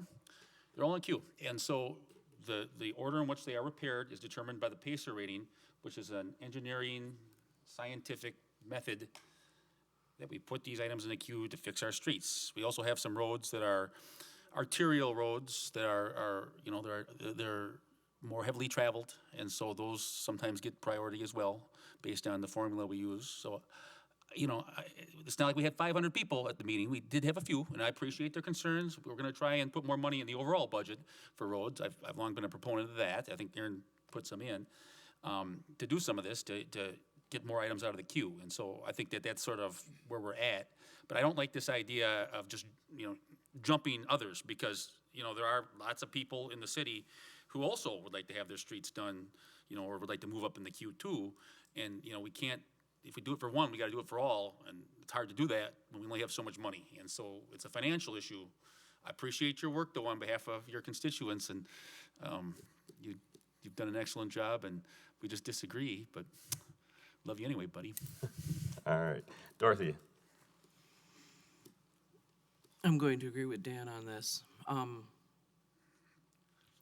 I don't have a lot of people up in my district, and I know my district is the all-important for every one of us, right? I want what is best for the city as a whole. My district is not more important or more special than any other district. We need to make decisions for the city as a whole. I do have streets in my district that I have fire engines and squad cars that come down, lights and sirens flashing, that are in as bad of condition. We need to have a reasonable process. We need to keep to that process. I'm sorry if people make promises to people and then don't keep them. Maybe we ought to avoid making promises to people instead of saying, well, I'll try and get council to jump it ahead of other people that have been standing in line just as long. We need to honor the work that the people that we pay so darn well do. Good. All right, Julia. Yes, I want to clarify something that is in information in the package. So we have the PACER rating for different streets. So the PACER rating is the higher the number, the worse is the condition, or the other way? Higher the better. So the higher the number, A 10 is a brand new street. The lower the number, the worse condition. okay, so because if we see, so if we can go on table 3 on the package, we have a summary of the Brightwood Street resurfacing costs. So we have some of the rating for those, and they're 3, 4, 3, and 5. When there are others that they are coming in 2021 that they have, you know, lower numbers. So, you know, so there is Tom, I understand that what you're trying to do for your neighbors, but We have 10 seconds, so is there a motion to extend? yes. Second. Second by Janelle. All in favor of extending 5 more minutes, say aye. Aye. Aye. Any opposed, nay? Nay. All right, So, the ayes have it. I understand what you're trying to do, but also I am looking on some of this table and I see some of the streets that they are in my district, you know, and I already have people call me and complain about the road, but I don't bring it here because we tried to do it a couple of years ago. We tried to the first year that we were out there, and they told us, no way, you need to be on the queue. Yep, that's right. So we tried to do it. And I see one that is Leopold Way, that is in our district, and it has number 2, and it's going to be fixed next year. And that one is a collector road. It's a collector, you know. We use it a lot. So I understand what you're trying to do. I respect you, but I think we need to follow this pacer rating, you know. When is going to be, can I ask, this is my second question, I am done. When is going to be fixed this road if we are not approving now? Is that a question for me? Yeah, I don't know who. Careful. Every year, the roads go through this rating process. There could be years where projects jump over other projects due to some, variable. Let's say a water main busted and tore up a bunch of the road and needed repair. But these are the. So the ratings change every year, so we can't tell you what roads will be repaired. It also is based on the amount of money that the council provides to the Public Works Department and how the bids come in. In a lot of situations, if the bids come in high, some of the projects that were prioritized fall off the list. That happened this year. Yeah. Okay. But we don't have it in a queue, this, for a certain date or no? All those projects that are listed there are listed based on need. Oh, okay. All right, Janelle. So I'm going to repeat myself a little bit here. We promised these folks we would fix their road. Yeah, we fixed it. And then we promised these folks we would fix their road. And then we promised these folks that we would fix their road. And now we're telling them that they need to be in a queue with a process, with no assurances of when that's going to happen. And I think we need to keep our promise. Anything, Dan? It might still back up have one more it? I time. don't know, does he? Yeah. Yeah, sorry. Julie's out too. Okay.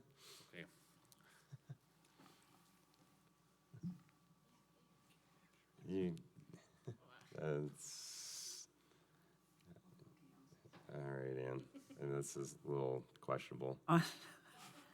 On the package here, it does say Briarwood subdivision would be in 2022. Okay. It does say that in here. Okay, yeah, I think my understanding is it's a guideline, that's what the plan is. I think sometimes again, it could be changed based on a lot of different factors. I know that this year there was a couple of cul-de-sacs that didn't get paved because the cost to pave roads went up like 18% instead of 9%, so. All right, any other last comments at all? We only got probably like a minute left. All right, I don't see anything else. A lot of people have used up their turns to speak anyway. So why don't we do a roll call vote? So yes would be to change the prioritization and no is to not do that. Alder Radafrada, No. Alder Barr, No. Alder Clouder, Aye. Alder Krause, No. Alder Rice, Aye. Alder Schroeder, No. Alder Scott, No. Alder Strassman. Aye. Motion failed. Fails, okay. All right, so that one fails. Moving along to number 7. Tom, do you want to make a motion on number 7? Number 7 was related to 1, 3, and 4, and it obviously is to. First, you gotta make a motion before you speak. I'll make to a it. motion reference to a part-time code enforcement inspector. All right, is there a second? Second. All right, second by Janelle. Okay, now you can go ahead and speak to it. The staff person related to this is John Crook. John Crook has been asking for this for at least 8 years that I can think of. And what the situation is, we continue in the city to put in subdivisions and add work, and they just don't seem to get any help. You don't want to forget my next sentence. His work and permits that they do will probably bring in, I'm guessing, 700,000 next year. 600,000 would not surprise me a bit. Because remember, when people apply for an addition to a house, the subdivisions, that's money that's generated. At the same time, the city continues to grow and the staff continues to dwindle. He went to the mayor on this one and asked for a full-time position. And the mayor decided not to put it in. It's his prerogative as far as I'm concerned. He can do that. I looked at it and thought a part-time position would not only benefit the city, but it would help the 3 people, and I'll say it again, there's only 3 people in his division. So I tried to find money that you already know about, and one of them you already denied, to get him some help. So you can take it from there, but the situation is continue to put subdivisions in and don't give them help. Other people, Dan? So actually, Tom, I do appreciate you bringing this forward because it does, like you said, generate some additional revenue, you know, so it is an ongoing cost, but it could potentially pay for itself, right? So I like that. I don't know, maybe Misty will comment on that. She's shaking her head no. I'd like to get more information on that. Also, he's been waiting 8 years to get this in the budget. You know, a lot of departments, they come forward with something every year, okay, and we give it to them. Other departments know it's a tight budget, and they hold off. He's been bringing it forward for a long time, and so I don't know if there's enough money under the levy right now based on what we've done to do this, but this is something that I think that in the future we got to look at. You know, I want to try to help these departments if we can, if we get the money. But like I said, just like we talked about with the streets, you know, as alders, we have to keep in mind there ought to be a queue on some of this stuff. There ought to be some equity in our budgeting decisions amongst different departments, I think. So that's where I stand on this. But I don't think I can vote for it because we don't have the money right now under the levy. All right. Anyone else want to speak to this one? Dorothy and then Julia. The problem that I have is that, and we won't have enough money to do it, I'm afraid. But what ends up happening is he has to prioritize his time and his department's time.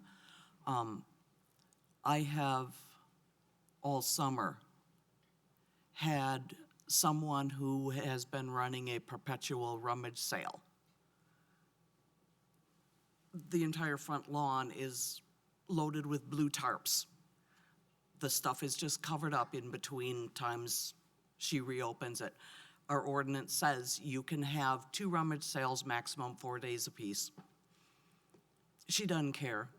It's up to his department to work with it. I've offered to stick pins in them. I've asked if we could get the police department to help them to comply with the ordinance.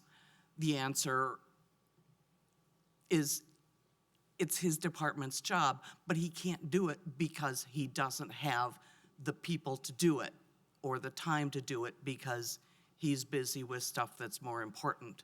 So my neighborhood lives with a front lawn that is full of blue tarps most of the summer. I'd like him to have more time and more ability to do stuff. Excuse me, Dorothy. We have 15 seconds if you want to vote to extend. Move to extend. Second. All in favor of extending, say aye. Aye. Any opposed, nay? All right, keep going, Dorothy, sorry. That made me lose my train of thought. Darn it.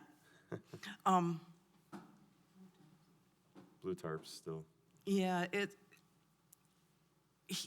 we need more money.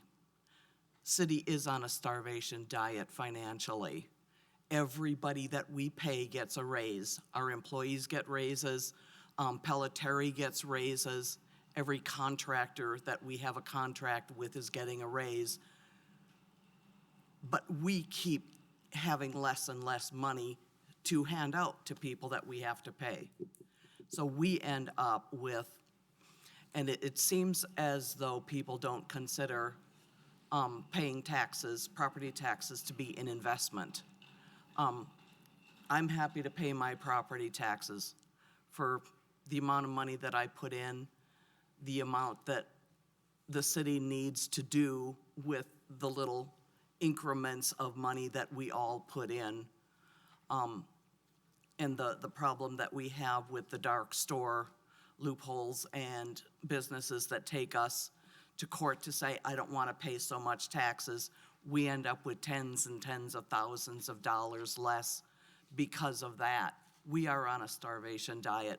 We have to figure out how to have more income so that we can do what we really ought to do. We're down to doing what we have to do and a little bit of what we ought to do and nothing what we would like to do. So it's just the starvation diet is what's killing us. All right, I've got Julia and then Dan. So, Tom, I agree with you with this position, because everything that you say, it makes sense. We are growing, and this department is instead of growing, is shrinking. And I think that, we need to do, and we start thinking about strategically for the next couple of years what we're going to do, because last year we have a great year, or this year, isn't it? How much is what the new construction? 3.52. So you can imagine when we have a bad year, how this budget is going to look like. So my question is that, I will vote for this, Tom, but with them there is no $4,000, and I need to fight for my amendment too. You know what I mean? That is coming.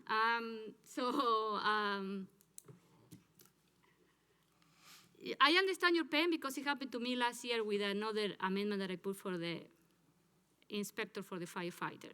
Well, you can vote for mine. Well, Skip yours. I'll count that as one of your chances if you're not careful. This is my concern. I need to fight for my amendment. Then when we are at the end of we see what happens. All right, Dan.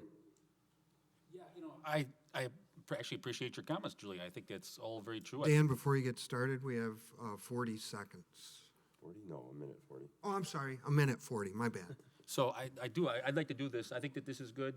I don't know if it bring in revenue or not, but Tom, he puts on a show, so I give him credit for that. But yeah, no, I don't know. How short are we on this to do this? Well, we are short 15,000. 15? So far we've approved the decrease of the tennis courts, which is 25,000, and the utility enclosure, which is 5,000, so that's 30,000. Plus there was about $4,000 left in capacity with the mayor's budget. So how much does this cost? 44 as it stands currently. And I need to fight for my amendment. So. all right, are you done, Dan? I'm done. Anyone else want to comment? Yeah, Ann. I know it's not going to pass, there's not going to be enough money, but having an extra half person would, I think, make a lot of help in my neighborhood where people are constantly just leaving garbage on the streets, and that's the only way that's going to get cleaned up. All right, anything else? We only got 25 seconds anyway. I will say, someone made a comment about a priority list, and that's something that maybe whoever is in this position next year can try to do is, if you were going to add other positions, maybe what's two or three that you would want to add for whatever reason, just for food for thought as people are looking to add positions. All right, I don't think anyone else wants to speak, so we're up at time. So why don't we go ahead and roll call? Alder Radafrada? No. Alder Barr? No. Alder Clouder, Aye. Alder Krausey, No. Alder Rice, Aye. Alder Schroeder, No. Alder Scott, Aye. Alder Strassman. Aye. We have a tie. Then I'll vote no. All right, moving along to number 8. Julia, you want to make a motion? I make a motion to add $15,000 to the Healthy Neighborhood Initiative program. Is there a second? Second. Seconded by Ann. Would you like to speak to this, Julia? This is one of your 2 chances. Yeah, because there is a lot of misunderstanding about this amendment, so I want to clarify something. The Healthy Neighborhood Initiative original budget was always $50,000 since 2017, okay? So it's always was $50,000. So what we're trying to do here is we were approached by United Way to create a Fitchburg fund to work in an area of the city where there is not too much activity regarding after-school programming or activity for the kids or workforce development. There is like there is an area that needs a lot of attention, and it's the west of the Verona Road, behind the old fire station. So they approach us with this matching fund that they say we can collect $15,000 for you for your initiative if you match $15,000. So when we discuss this in the Healthy Neighborhood Initiative, we say, okay, we have the $50,000 every year we want to have in the budget, and the idea is let's ask for another $15,000 to match the United Way fund for the city of Fitchburg. United Way is not gonna. United Way is the only role of United Way is to collect the money, the $15,000. That's it. And then they're gonna give us this money to us, and then we are gonna apply into this bucket. This is called the Healthy Neighborhood Initiative Fund, and the city is gonna determine which not-for-profit organization is gonna work and in which project. Okay. So United Way is not gonna be telling us who we are gonna select, how we're gonna do it. No, they are gonna help us to raise $15,000 with the condition that the city of Fitchburg match $15,000. So what we're trying to do with this amendment is to put back because the mayor in his budget, he took the $15,000 for the $50,000 that are already allocated for this fund. So we are decreasing $15,000 instead of increasing $15,000 for this. So what we want to try to do is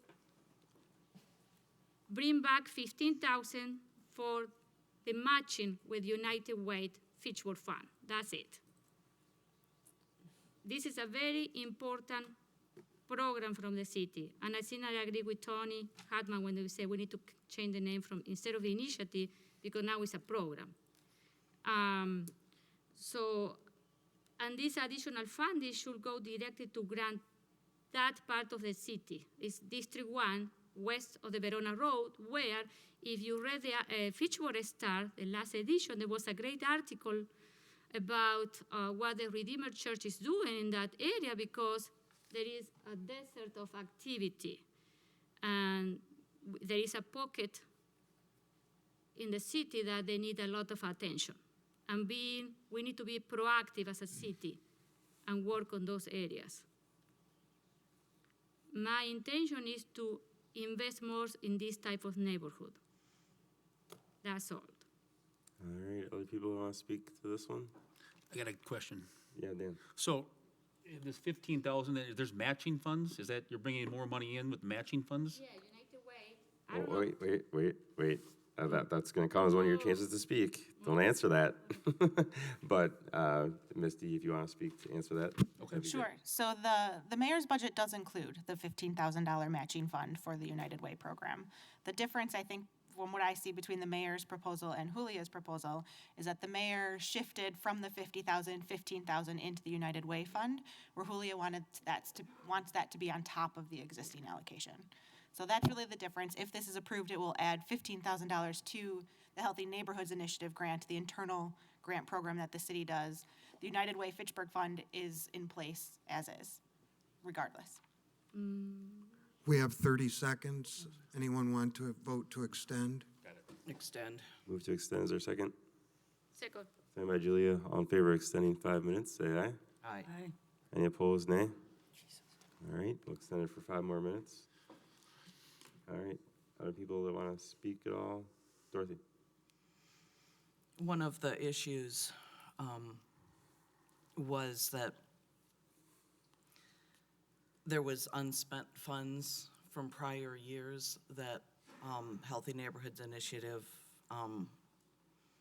the committee kept in, and I believe we had a council vote on that to allow that unspent funds to be added into the next years rather than put back in, and so to increase the next year's allotment.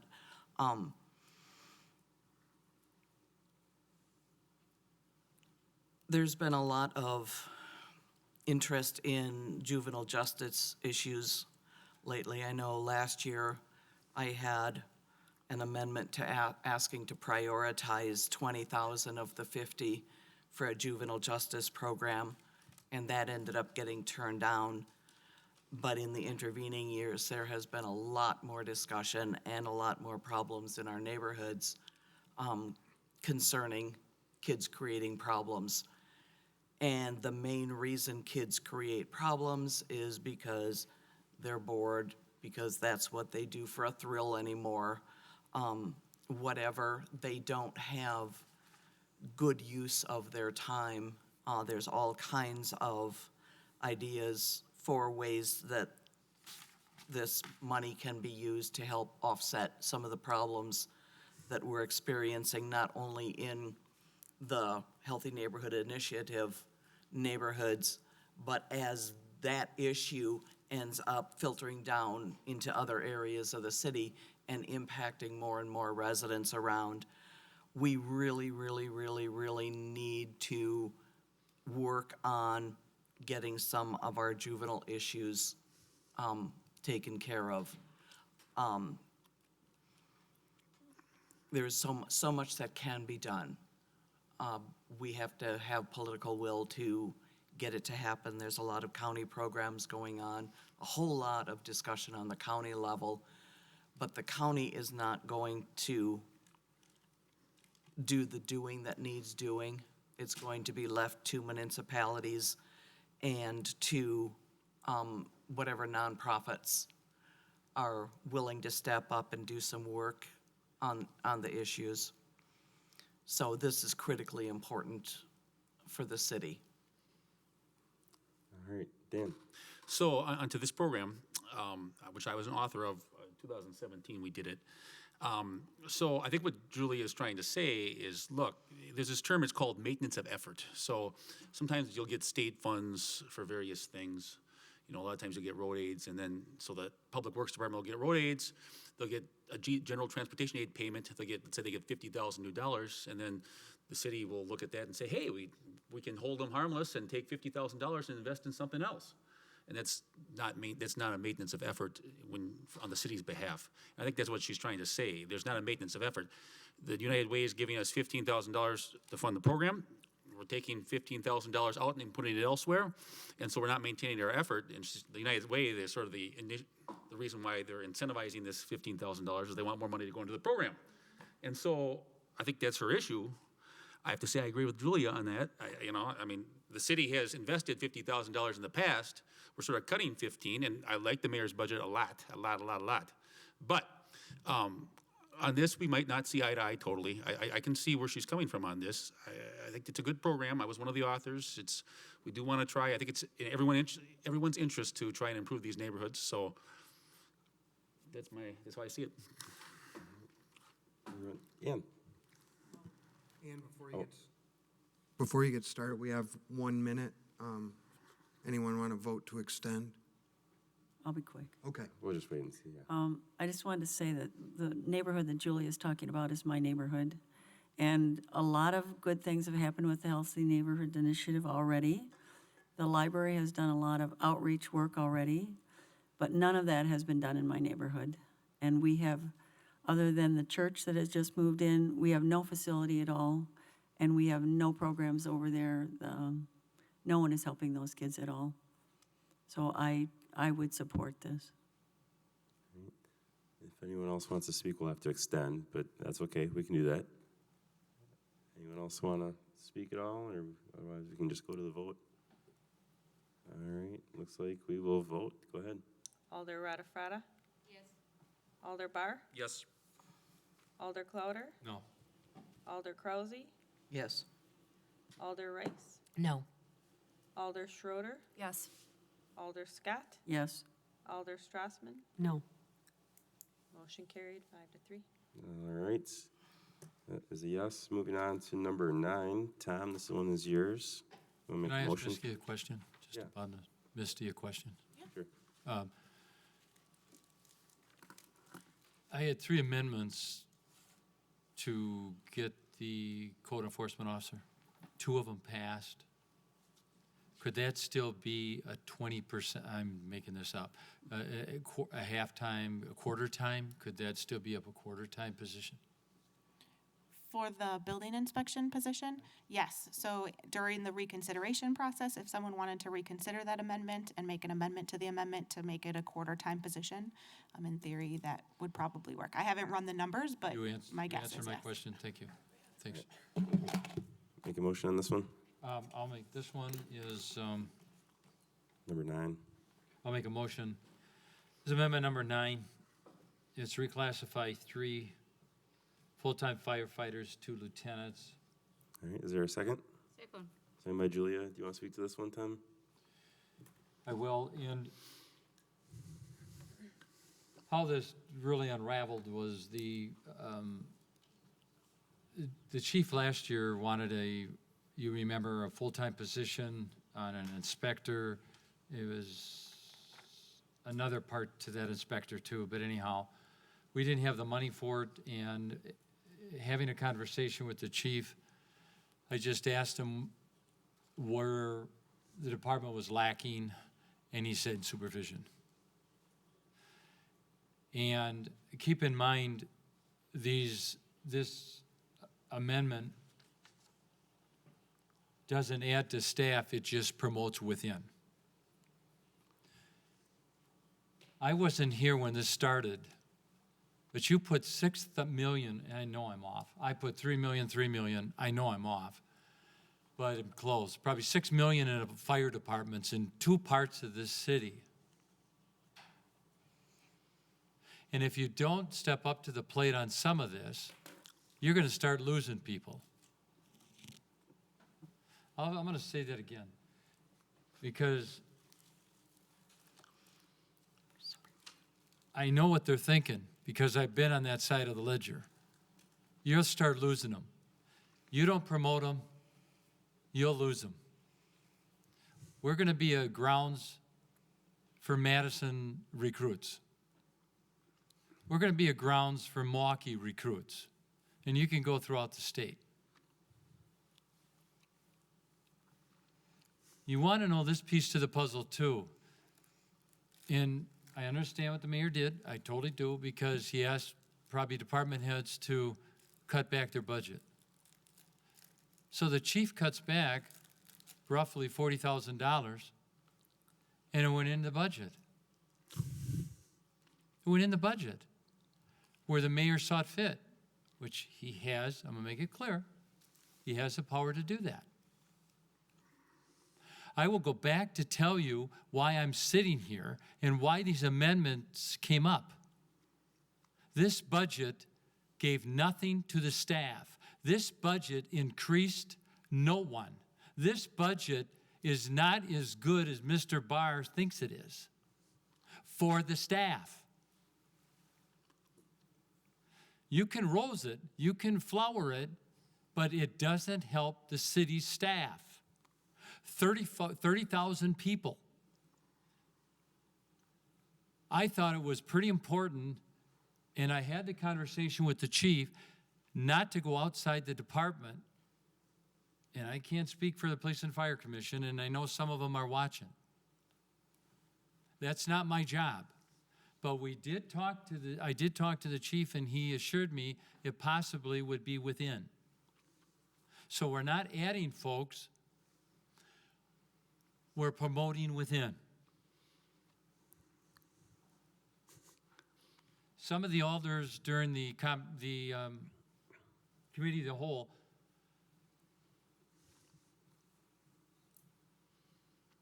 stated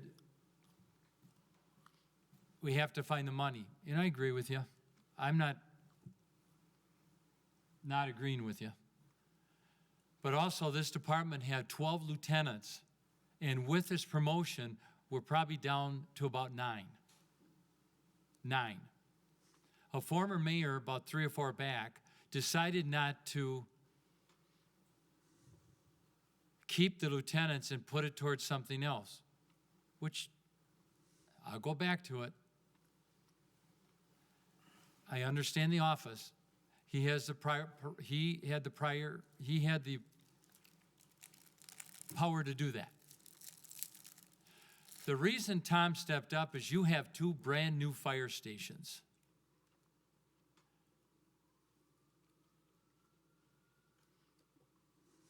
The point I just tried to do was to tell the chief to look back within the department, and he did, find money to get the lieutenants. I'm going to say that again. He looked back within the department to find money for the lieutenants that he felt weren't a high priority. We have 10 seconds. Anyone want to vote to We extend? need to extend since, all right, a second. All right, all in favor of extending, say aye. Aye. Opposed, nay. All right, Tom, keep going. Sorry to interrupt So you. with that being said,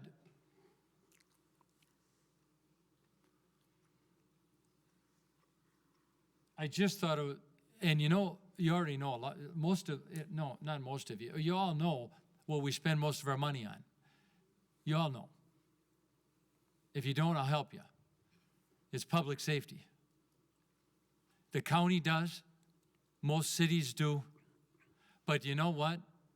At least in my book, life is more important than property. I've always said it comes in that order. Life first, property second. And some of the people sitting right here are the people we need on the street. So with that being said, I appreciate that you do look at 3 promotions to lieutenant within the department. If you can't stomach it, I'll even sit here and tell you, maybe 2. Maybe 2. But don't say no to all 3. All right, Julia. You want to speak? Or no? Go ahead, Okay. ladies first. Okay. So,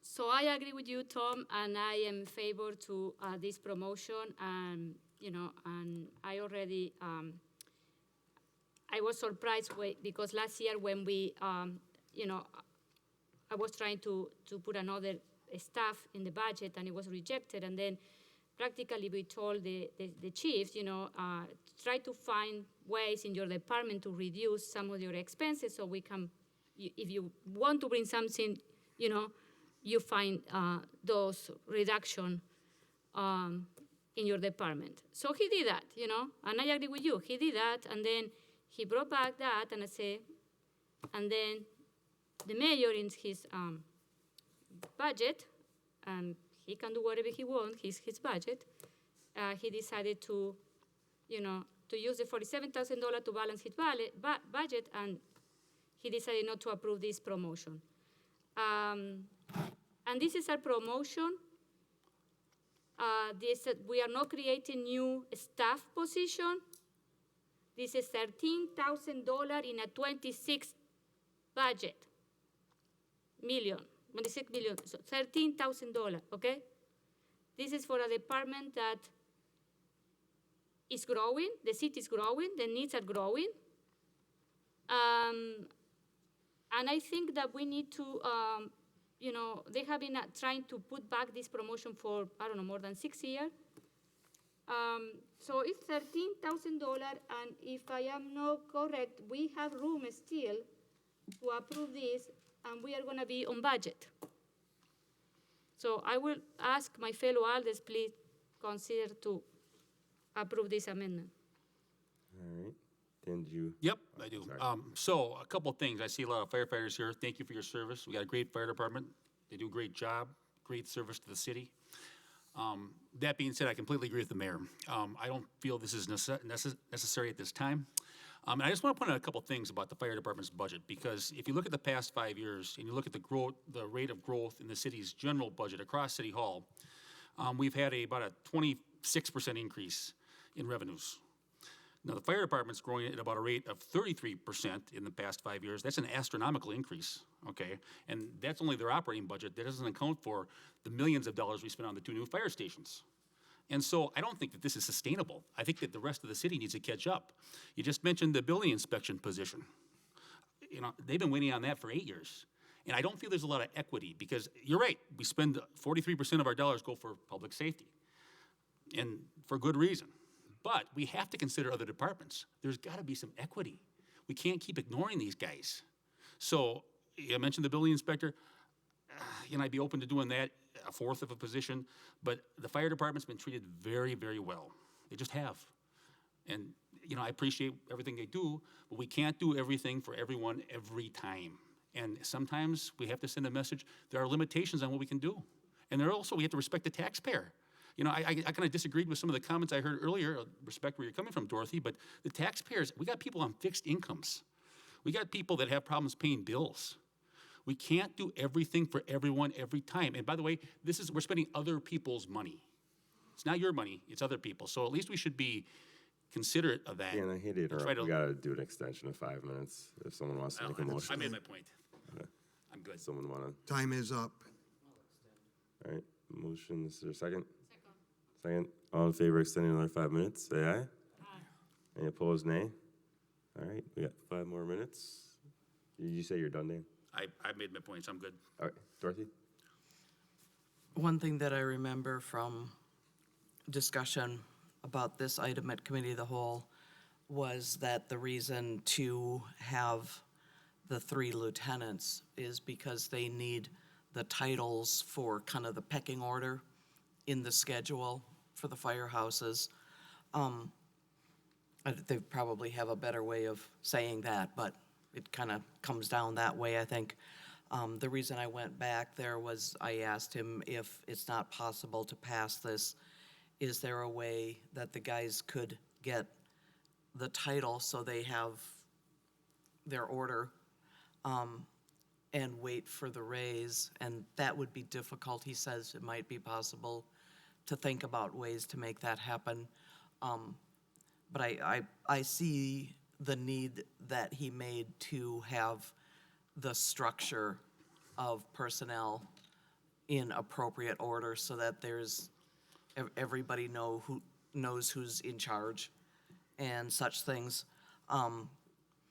I'd like to be able to say yes to this. One thing that I would suggest is to pass it for now, and if we need to go back in rediscussing, then we can talk about Tom's thoughts about making an adjustment to the numbers within it. If we say no right now, then I don't know that we can bring it back up. Either way you can. Okay. All right. Well, I'd love to be able to do this. We may end up doing it a little bit more flexibly.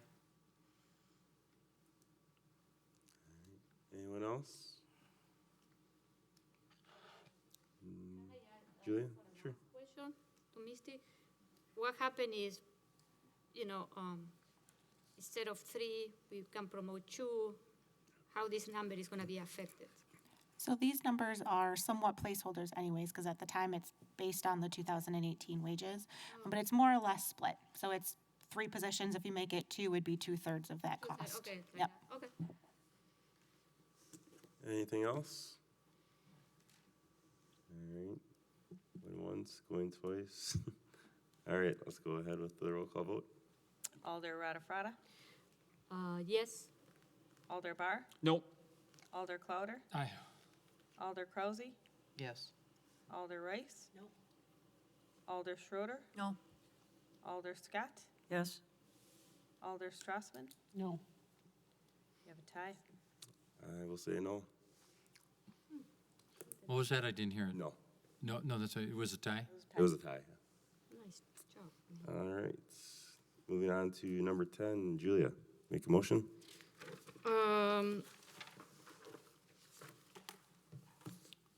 So I move a motion to approve to add $4,800 to hire a consultant to complete a compensation study for mayor, other persons, and municipal judge to determine if the pay for elected officials need to be adjusted. Is there a second? Second. All right. Do you want to speak to this, Julia? Practically, this is something that it came out with the mayor and also the personnel committee. We agreed that it's time to take a look for the compensation or the salaries of the elected officials since they haven't been changed in 1997. So the idea here is that to determine if to hire something expert to do this study to determine if we can do it, and then when they bring back the result of the study, then we can decide if we need to move forward with the recommendation or not. And we need to think about that we are doing this not for us, this is for future council. So, so the idea is to determine if we can make this, if our compensation need to be adjusted. That's it. All right. Anyone else? Dan? So, Julie, I'll say this. We don't agree on this, and I'm concerned about consultants, but I appreciate the discussion. At some point, inflation's going to have to kick in. We're going to have to look at something. So, okay, but I've said my piece on the consultants. I'm glad we agree on more tonight. We're doing well. But I think that we don't have enough money to go forward with this, I don't think. I don't know. But I think maybe a different approach would be to really do a comprehensive study with our in-house staff and look at what cities of similar size. We did do some of that, but I had asked during one of the COW meetings if we could have the finance director look at some of the other cities and see what they're paying, and maybe just map out various communities based on population, and we could do that in-house. That would save us money, and then come forward with a proposal, and we might want to have a lot of people do it because I understand the politics surrounding it. So I think that there's that, but I've said my piece, so. All right. Julia?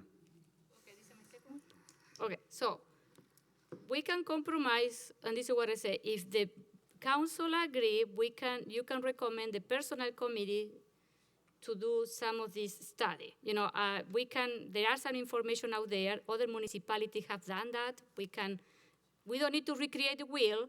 They can share the information with us, and maybe the personnel committee, with the HR manager and the HR department, we can work together and maybe we can bring something to you, in a couple of months. I don't know. I have 2 members of the personnel committee here, but, so that one will be an option.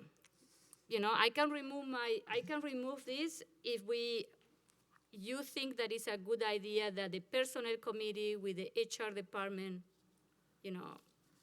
take a look at this. Other comments at all? Dorothy?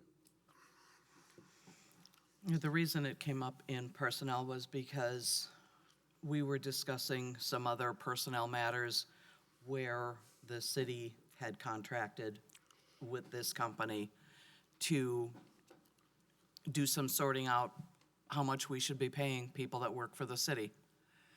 We work for the city. You new folks haven't gotten your first tax form from the city yet, but you will be. That does need to go in as a source of income for you in your taxes. For me, among other things, paying people to represent is an equity issue, particularly when you consider how high our diversity numbers are in the city.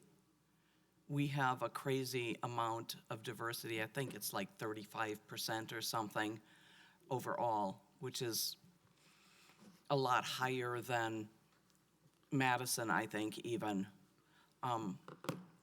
Yet we get almost no diversity in city committees or on council.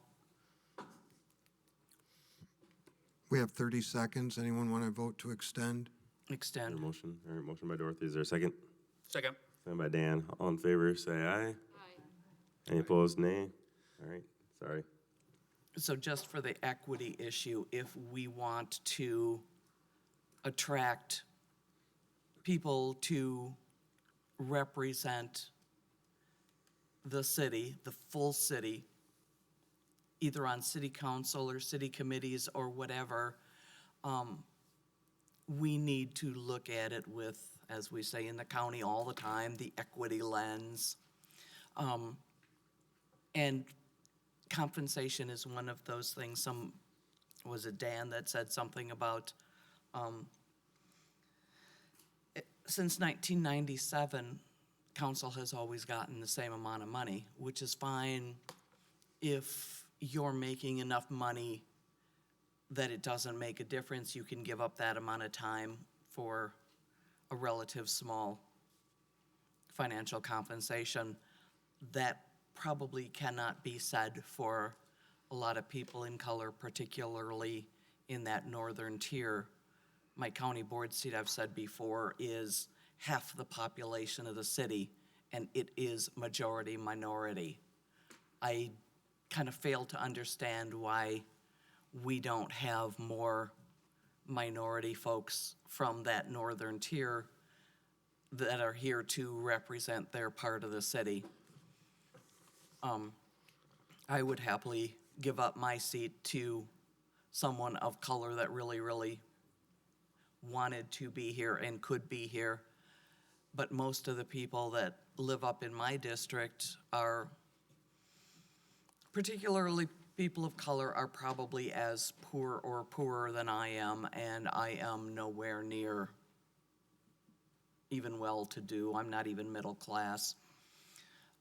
So it's hard to ask people to make the effort that we do for $5,000 a year. It's unreasonably low. It really is, and I don't care about for myself. We got a letter from someone that made all kinds of nasty accusations, and I didn't even bother to respond because it wasn't even worthy of a response. So I would like to use that equity lens in the city a lot more than we do, including on city council, and compensation is one of those things that needs an equity lens to be able to look at it appropriately. All right, I've got Dan next. Okay, so I'm gonna say I agree with Julia. Why don't you, and we can save money. We don't have to put any money. They can look into this. Let them do that. I think that's fine. And you can do the work, maybe work with Misty, see what you come up with. I think that's fair, right? And we save the money, right? You okay with that? I'm fine. I am asking for the council. I want to know what the other people think about, so. If we are not doing this for us. Does Julia have another? Whose turn is it? Sorry, Julia. All right, anyone else? Tom? For the author,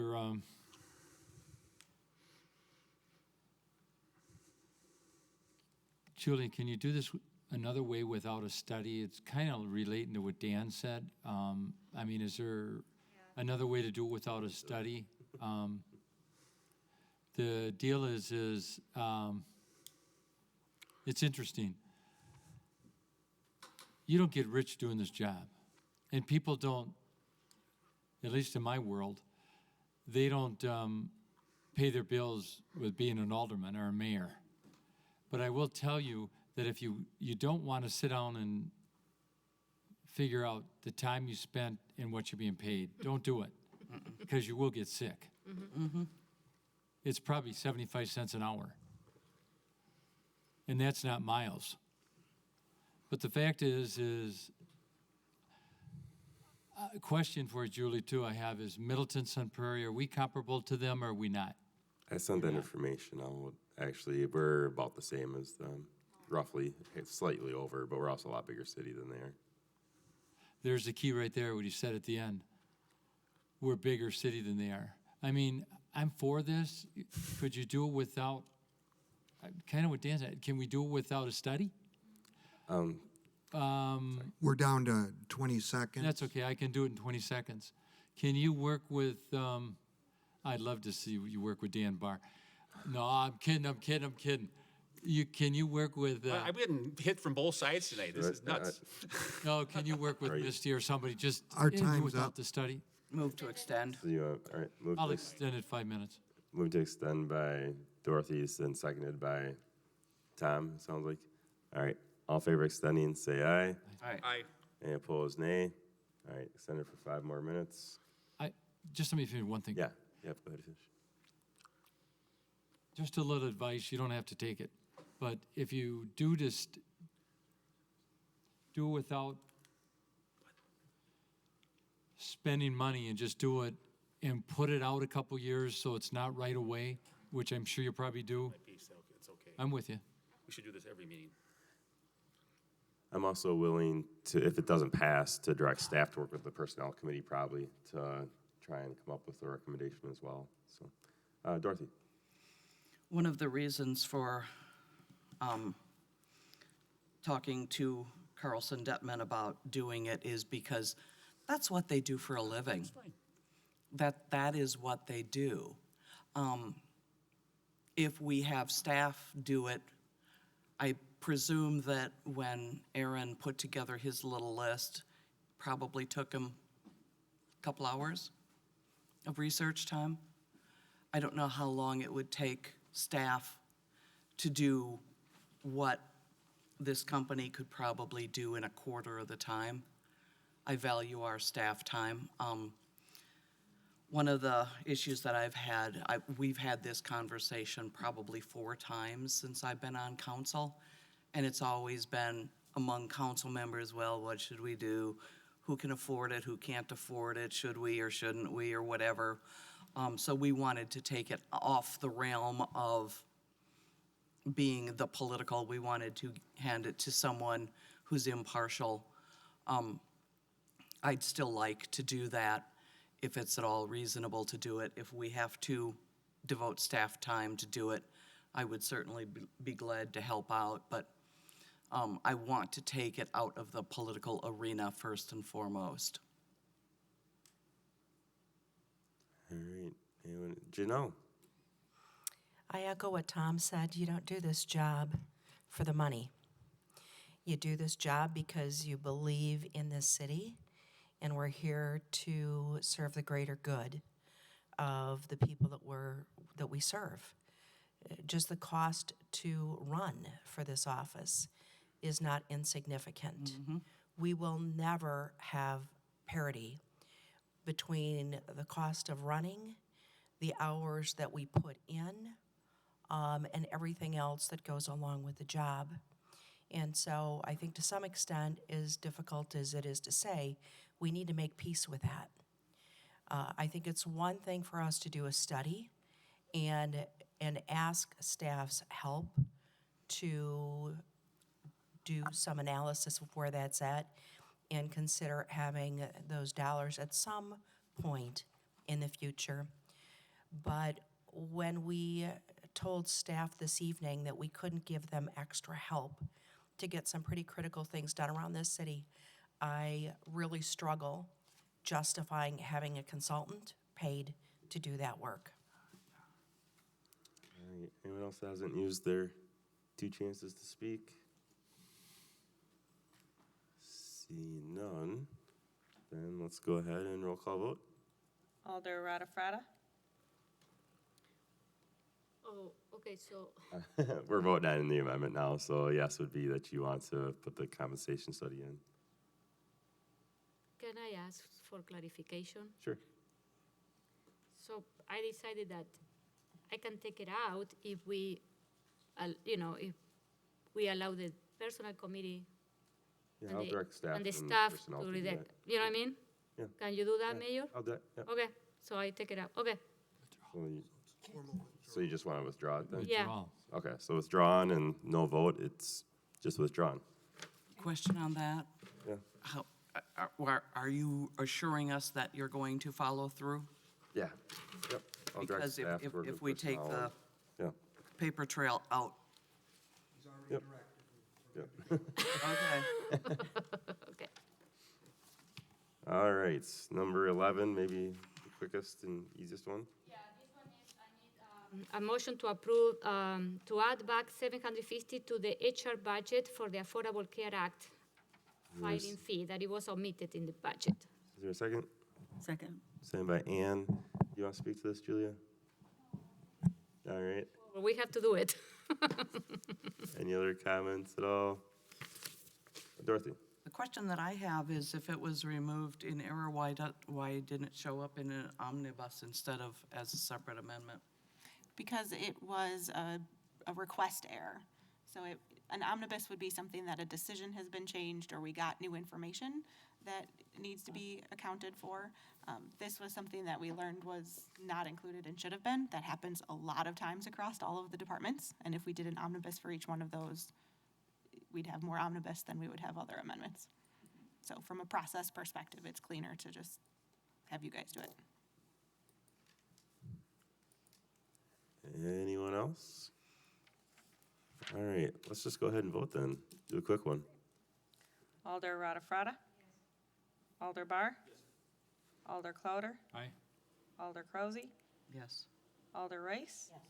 Alder Schroeder? Yes. Alder Scott? Yes. Alder Strassman? Aye. Ooh, a unanimous one, all right. That one passes. All right, so now we're gonna take a, like about 5-minute recess. You can go use the bathroom, get a drink, while Misty works some numbers up, and will give us a report back on how close we are. So when we come back, I'll ask who wants to reconsider any of the ones that we've already done.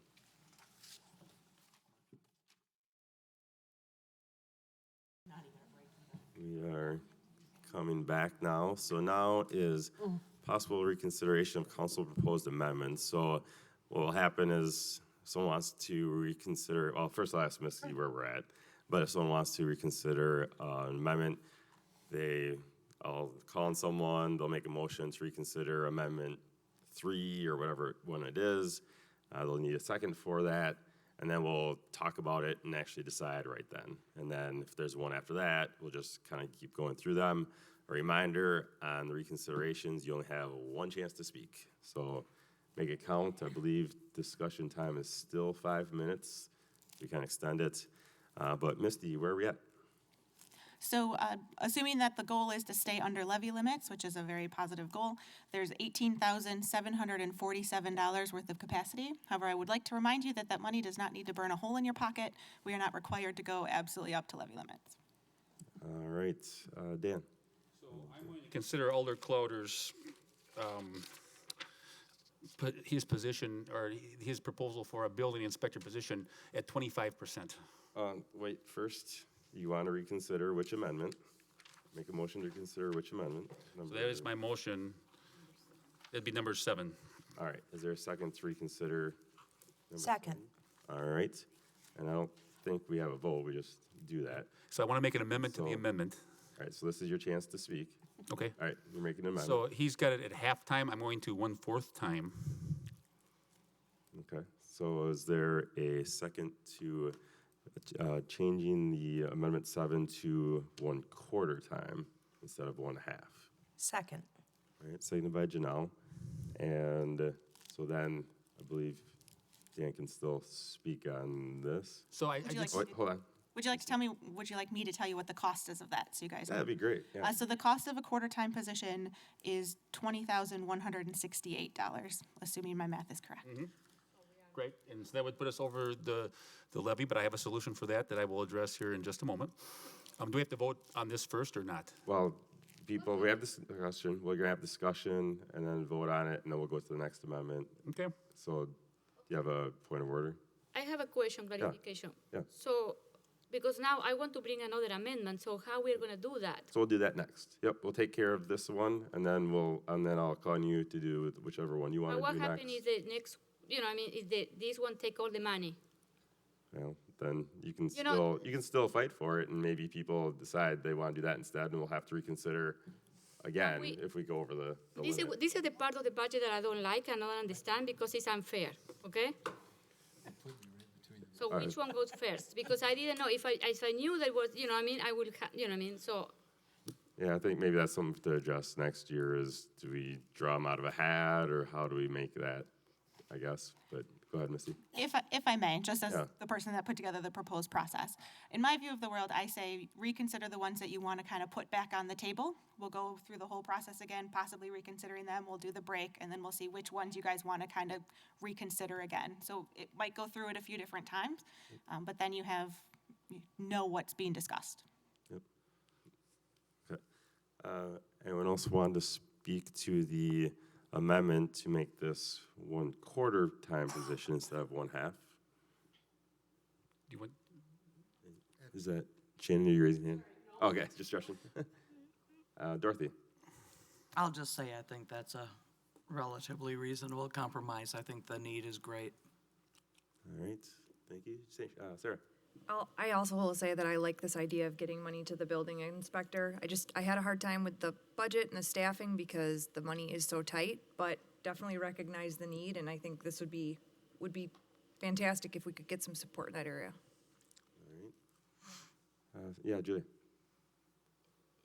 Yes, I am, I want to bring back another amendment, so now my concern is that we are, as I mentioned before, I think this is unfair because, so if we put this one first and if vote down, the money's out, you know what I mean? No, we'll still reconsider that, and we'll be over, and then we'll just have to Okay. essentially choose between the two at some point. Well, we'll see. Yep. All right. Anyone else hasn't spoken yet on this? All right. Tom, you look like you might want to. Do you want to? Misty, so you're telling us it's roughly, if I get this right, $18,000, or what was left is like $18,000? And the $18,000 was, tell me what was left. Where did you come up with that figure? Yep, so we went through the amendments before, and you guys took out more money than you put back in. So the difference of what you took out more than what you put back in, plus the amount that was left with the mayor's budget equals the $18,747. So if I said that, I think I know the answer, and I don't want to hear it. The code enforcement office, code enforcement officer, the code enforcement passes, there's no money for fire? Not Unless necessarily. you could reconsider something else for a cut and get the votes to cut something else. Right. Or if at the end of this reconsideration process, we're still over, we'll go back through this again and then reconsider the ones that have now been reconsidered. And what did you say, Dan, the position is for halftime? Dan can't. It's a quarter position now. Quarter. It'll be a quarter position instead of a half. I was trying.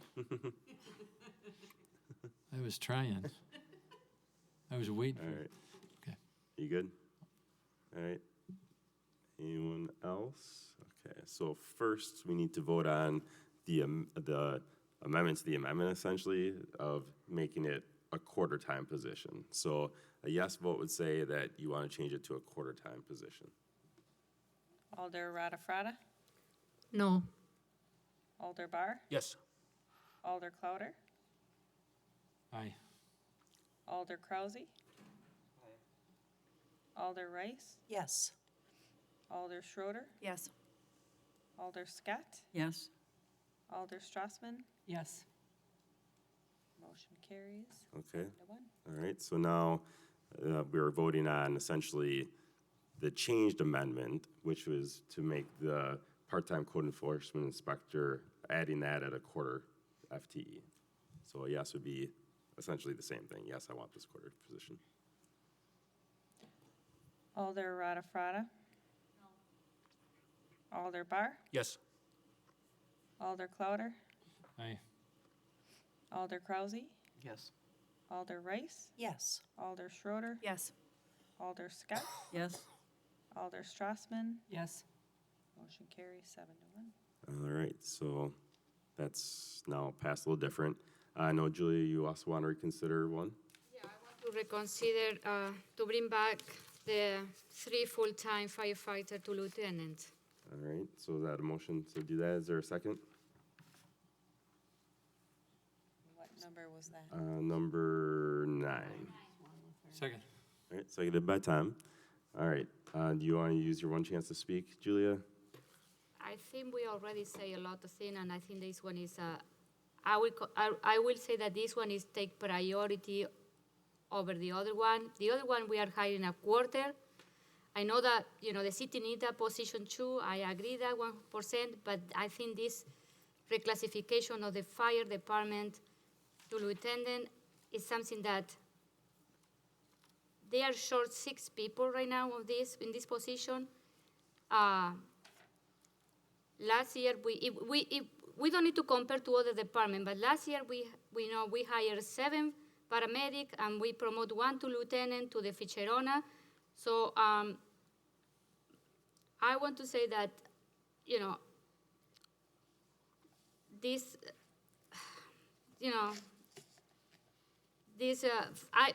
for me, these positions take priority over the other one. The other one is important, yes, but if I had to put it in order, I put this one, the promotion to lieutenant, that is $13,000, and we are going to have $6,000 over to do something with the money too. I will ask you, fellow Alder, to reconsider Anyone else and want to support this. Anyone else want to speak on this one at all? Tom? You 7 realize that I'm not going to not support Julia. I'm between, who brought these up? I think it was a guy named Tom, between the building inspection and the fire department. So kind of my attitude on this one's the end of the day is going to be the council's going to have the final say. Kind of where it's at, guys, gals. It's where it's at. I'm not going to say no to Julia.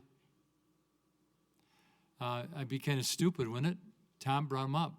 Tom brought up the building inspection. Tom brought up the fire, and you know what? I think they're both important. And I'm mad and I'm sad that there's no personnel in this budget. None. There's nothing. Here we go. But the fact is Dan had some points with the fire department where he wanted to bring up the percentage. You know what? Maybe I wasn't on the committee. I didn't build these 2 fire stations. I wasn't sitting in this chair. I can probably name some of the people that were on that committee. And you put 1 fire station on the west side and 1 on the east side. And you also put it where the town of Madison was supposed to be part of, come to the city. So, you kind of have to think to yourself, why did we do what we do? And if you're not going to support what you did, I don't know. I guess at the end of the day, So the council will have the final say on these 2. Sure, absolutely. Dan? That's the way it should be. What I'm going to say is, look, he says this budget does nothing for our staff, for our personnel. One of the things that I talked to Aaron about before he ever started working on this thing was the 2% COLA increase for our employees. Okay? Got to do that, and we're doing that. And that's, that hasn't always happened in the past. That's the most important thing to me because it's equitable across the board. Okay? But as I pointed out on these percentages, the numbers don't lie. And look, I appreciate everything the fire department does. I really do. And we have a great fire department. They have great service. We got great departments across the city. But this department in the past 5 years has seen its budget increase by 33%, 1/3. Our population hasn't increased that fast. The other city departments certainly haven't increased that fast, other than maybe police, I don't know, but I know that they haven't. There's gotta be some equity, guys. And so I think we know where this thing's going. I think we know where we stand. I think we should vote. Does Julia have a chance to speak? I didn't think so. Yeah, everyone gets just one chance to speak on this. Sorry. Only one? Yeah, sorry, amendments, just one chance. Anyone else hasn't had a chance to speak yet? All right, then let's go ahead and vote on this one. Oh, sorry. Oh, wait, sorry, Dorothy. Got in last second there. Before Dorothy speaks, we have 30 seconds. Can you do it in 30 seconds, or do you want us to extend it, Dorothy? Extend. All right, so seconded by Ann. All in favor of extending, say aye. Aye. Any opposed, nay? All right, go ahead, Dorothy. I'm looking between these two and wondering if we can split the difference to make it $7,000 toward each and ask them to figure out. So kind of whatever it would be, what, 15%, or it'd be, what, 10% added? 0.10 to buildings, and I suppose it'd be half the pay raise for the 3, or something silly like that. So I would vote yes on both of these and go back and see if both of them can be chiseled out somehow so we can kind of split the difference between them. All right. And, well, you can, if we vote yes on it, I mean, if it passes, then we're over, but we just gotta come back and either reconsider other ones or cut something that we passed earlier, so. I think there's only 1 or 2 people that haven't spoken yet. Doesn't look like they want to, so why don't we go ahead and vote, re-vote, I guess, on number 9. Alder Radafrada, Yes. Alder Bar, No. Alder Clouder, Aye. Alder Krause, Yes. Alder Rice, No. Alder Schroeder, No. Alder Scott, Yes. Alder Strassman. No. You have a tie. No. Motion fails. All right, another one that anyone wants to reconsider, Dan? So we need 2,000, I'm gonna have to pull out the H&I, the Healthy Neighborhoods Edition. So you want, so the motion, you gotta make a motion. I'm gonna make a motion to remove $2,000. So wait, no, you have to reconsider. I'm gonna You gotta do it the right way, Dan. You have Okay. to reconsider whatever Reconsider amendment that was. Amendment number 8. 8. That is my motion. All right, is there a second? Second. All right, now would you like to speak to it, or it sounds like you might? In order to pay for the 1/4 of the position, I talked with our finance director. We need $2,000 more dollars. You've approved now the 1/4 time inspector position. We still have a major increase now, I believe at the rate of, where are we at with the 15,000, $63,000 in H&I, which I think is a pretty hefty increase, pretty good, happy about that. Julia, congratulations on that. But we do need $2,000 to get below the levy. This is some movable money to pay for the building inspector position that is now new and part of the budget, and so I'm proposing to do that. So are you making an amendment as part of your Yeah, discussion? I'm making an amendment to remove $2,000. Okay, is there a second to that amendment? Second by? Second. All right, seconded by Janelle. So, any other discussion on the amendment? Julia? I don't think that it's fair to take $2,000 for a program. It's very, very important. I understand that you need to look for the money, but I ask you, don't do it. Because this is the Healthy Neighborhood Initiative program is a great program and it needs more funding, not cut funding, okay? So please, I say. Anyone else want to speak at all to this? No, you already spoke. Okay. You only get one. Sarah. I guess I would just say that I don't think, and I don't mean to speak for other people, but I think everyone had kind of voiced their opinion that the Healthy Neighborhood Initiatives is a valuable program, and that's how this amendment first got in. But I think just logically, we can't go over the tax levy. We need those $2,000. I think that we just have to pull it in order to pay for this. That I, by no means am saying that the H&I is not important, but we just have to pull the money from something in order to accommodate this position. All right. Dorothy? I'll bring back my question. I would rather adjust building inspector down by that smidge, rather than take money from healthy neighborhoods, basically from the poor people. All right. Anyone else? All right. Seeing none of the other people who haven't spoken yet speak. So first, we are voting on the amendment to the amendment, which is decreasing the amount. We've already increased it actually by $2,000. So that would be what, $13,000 would be the net positive impact.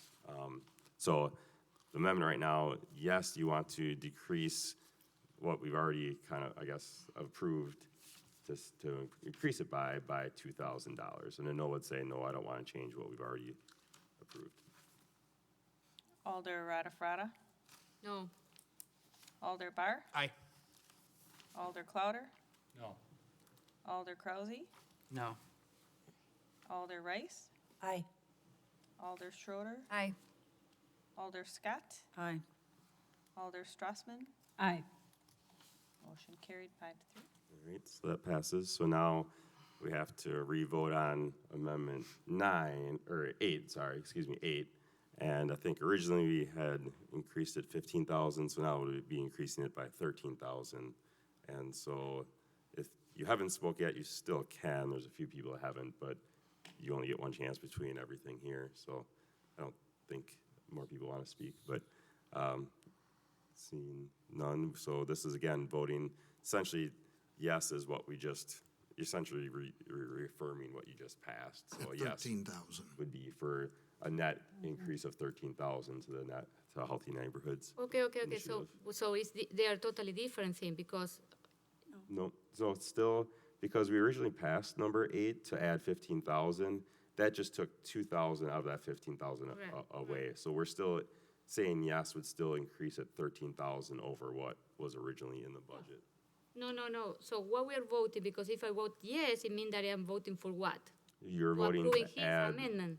we already passed his change to it. So a yes vote would essentially say that you want to add $13,000 to Healthy Neighborhoods. A no would say you don't want to add anything to what I had originally proposed.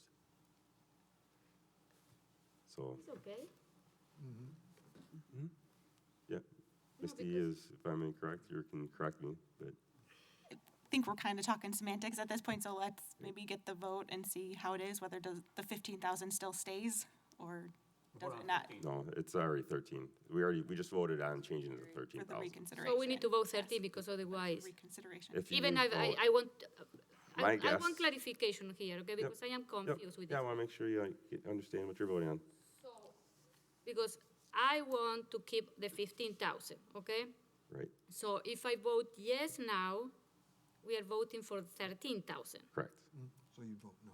If I vote no, it doesn't mean that I vote against the 13,000. I vote against reducing to 13. This is what I want to, No. because No, we already Yeah. voted on, no, that's not correct. So right now, a yes vote is you want to add 13,000 to what was originally there. A no vote would say you don't want to add anything extra to what I had in there. So my guess is that you probably want to vote yes to this because it's adding 13,000, so 13 and not 15. But we already passed Dan's amended change to this amendment, and that was the last vote, is to make it 13,000. So this vote here, a yes vote is saying, maybe you wanted 15, but this is 13,000. So this is saying you're adding 13,000 extra from what I had in here to the Healthy Neighborhoods. A no would mean you're not adding anything extra to what I had originally proposed. And a no would also give opportunity to reconsider. Other things, yeah, I mean, there would in theory be capacity for other things. Not that you have to spend it like Misty would say, but there is a possibility. But a no would be, yeah, yep, so. I think, understand, people are where we are, and, yep, good, all right. Yeah, let's go ahead and vote. Alder Radafrada, Yes. Alder Bar, Yes.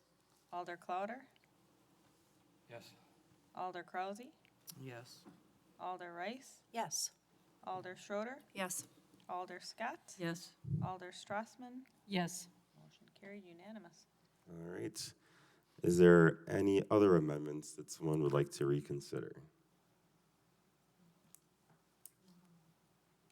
Misty, do you need a couple minutes to make sure that we have a balanced budget? If I may, that would be good. I Yeah. just would like to double check, especially this. I don't want to rush you. This is an important thing. So we'll give Misty a minute here to figure that out. So we'll take, hopefully it's like a 2-minute recess, but whatever Misty needs, she gets. Minutes, I don't think we're gonna need much more than 10 minutes, but I do wanna ask someone to extend the time of the meeting, at least half an hour, maybe an hour. I don't think we're gonna need more than 5, but I don't wanna have to worry, so if someone could. I'll motion for a half hour. All right. Second. All right, seconded by Janelle. All in favor of extending the meeting itself by a half an hour, say aye. Aye. Any opposed, nay? All right, reluctantly by some, it was passed. All right, Misty, would you like to tell us where we're at? Absolutely. So as of now, and do you mind if we all just kind of go through what I have Yeah. as the things, and then you guys can all tell me if you agree. So number 1, which was the tennis court maintenance, has been removed. That saved $25,000. Number 4, which is the utility enclosure, was removed. That took out $5,000. Number 7, which is the part-time code enforcement inspector, was approved at a quarter time for $20,168. Amendment number 8, which was the Healthy Neighborhoods Initiative, was approved as amended to increase from the mayor's budget $13,000. And then amendment number 11 was approved to add $750. So at the end of the day, considering the capacity that was still remaining before this conversation, we have $579 left. Again, don't let it burn a hole in your pocket. We can be close. All right, so I think we need to check one last time.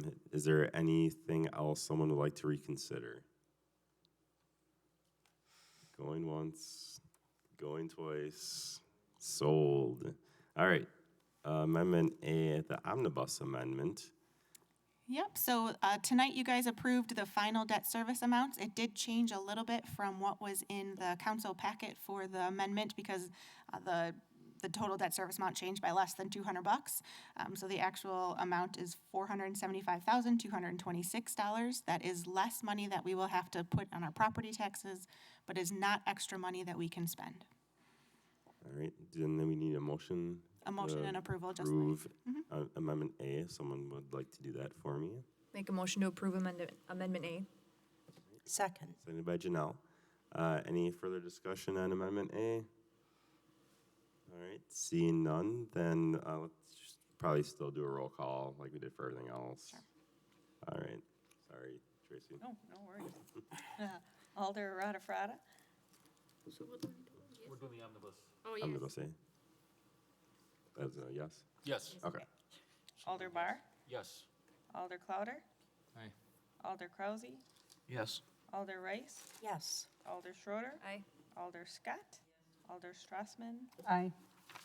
motion carried. Fantastic. All right, Amendment B omnibus. Misty.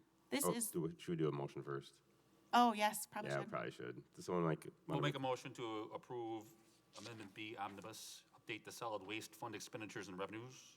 Second. All right, second by Sarah. All right, sorry. Go ahead, Misty. Yep, so these numbers are updating it based on the Pelletieri contract that was approved a few meetings ago and the charge that was approved earlier this evening. All right, any further questions at all? All right, Tracy, please.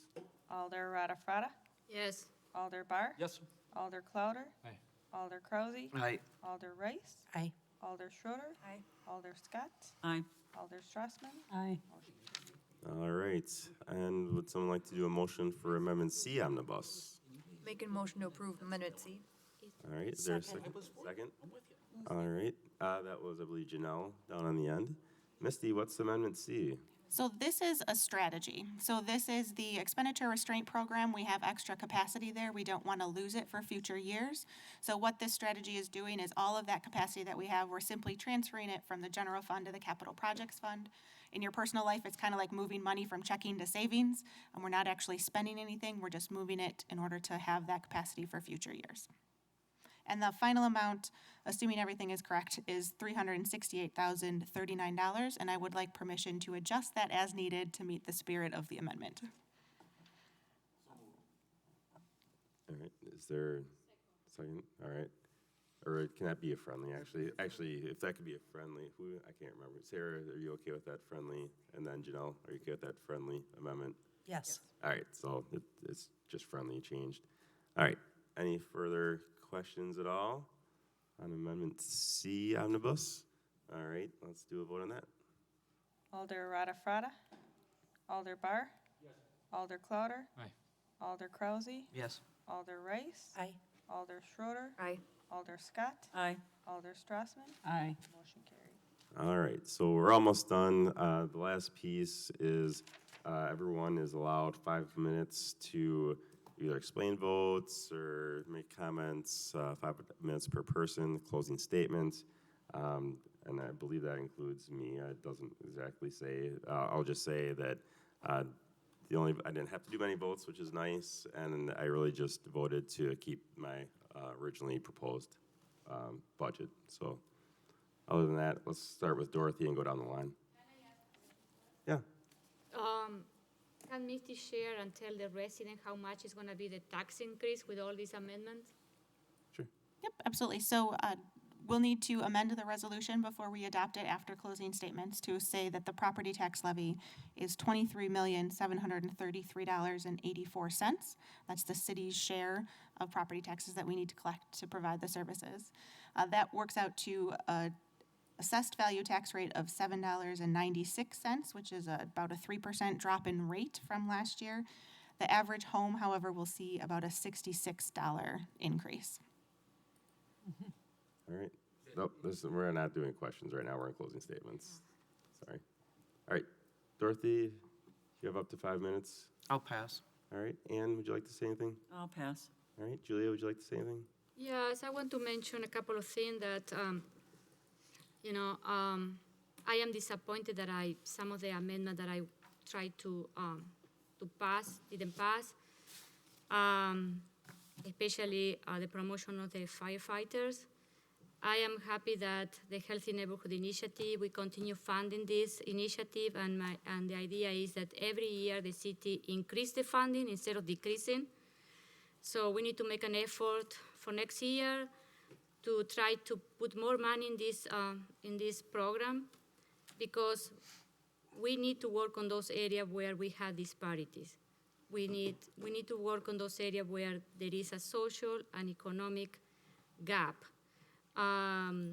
Because we need to, even though some of that we live in district that we don't see any effect of this, or we don't have buckets with some disparity, we need to think holistically. We all belong to the same city, and we want to have our residents to have a fair share of, of equity, safety, good neighborhood, security for the kids.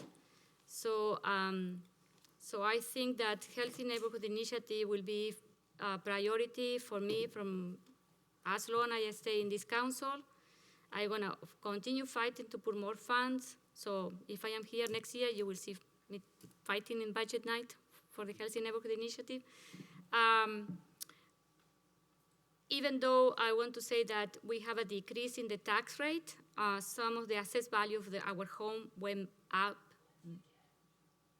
high this year, especially in some neighbors. So some of them you're going to see that there is going to be an increase in your tax bill, but it's going to be because it depends on what part of the city you live and how your neighbor was assessed, but some areas were more than 10%. So even though we have a decrease in the tax rate compared to last year, there's going to be an increase, okay? But it's gonna be due most for the assessed value, okay? What else? Let me see. I would like to see in the next couple of budgets put more vision in what we want, what city we want to become, okay? I know the mayor in this budget focus on road construction, but I think that next time we need to see where we want to take the city in the next 10 years. If we can set up a vision for how our budget is going to align to that vision and where we want to invest. I am disappointed that as an elders, we don't have too much room to bring our own initiative. I am assuming that each of you has something that we like to see in the city, we like the new program, or we like to build something, and we cannot do it. We had only $4,000, and we fight, I don't know, for 3 or 4 hours for a $30,000 money left that we have in the, So, and I believe that we need to have a responsible, we have to be responsible with the money for our taxpayer, and as if we're trying to do the best. So the other thing that I want to be sure that we inform our residents about the increase in the solid waste collection fee, that one is a big jump from last year. So, so let's move in this city forward. That's it. All right, Dan. Real briefly, I do want to thank Tom and Julia for their amendments, and they're very thoughtful. You guys did a nice job. I want to thank the new members. You guys were great too. You guys did a nice job. Very impressed with you. Very good job. Janelle, Sarah, Shannon, quite a team down there. And also to Dorothy and Ann, thank you for everything. You brought different perspectives, and you guys did a nice job. And I agree with Julia, what she said about the healthy neighborhoods. It's important. Aaron, you did an excellent job managing your first budget. We're very proud, and the city's certainly headed in the right direction. And special thanks to Misty, because she did a lot of work. And to Pat, too. Pat also is involved, and Valerie has given us such solid legal advice. Paid no money. All right. I think you're done. Sarah? I'll pass, thank you. All right, Shannon, anything? Tom? All right, Janelle? I've got actually a couple of comments here, maybe more than a couple. We're one of the fastest growing city in the state, and if you drive through the city, you can feel it. You see buildings going up, you see roads that are congested, you see the roads show signs of wear and tear. And in the middle of all of this growth, we're trying to deal with a budget that's tight and decisions that are tough. I think we've tried to stay on budget. We've tried to address the critical needs of the city. I've seen us go through extra efforts rebidding contracts that came in higher than were anticipated.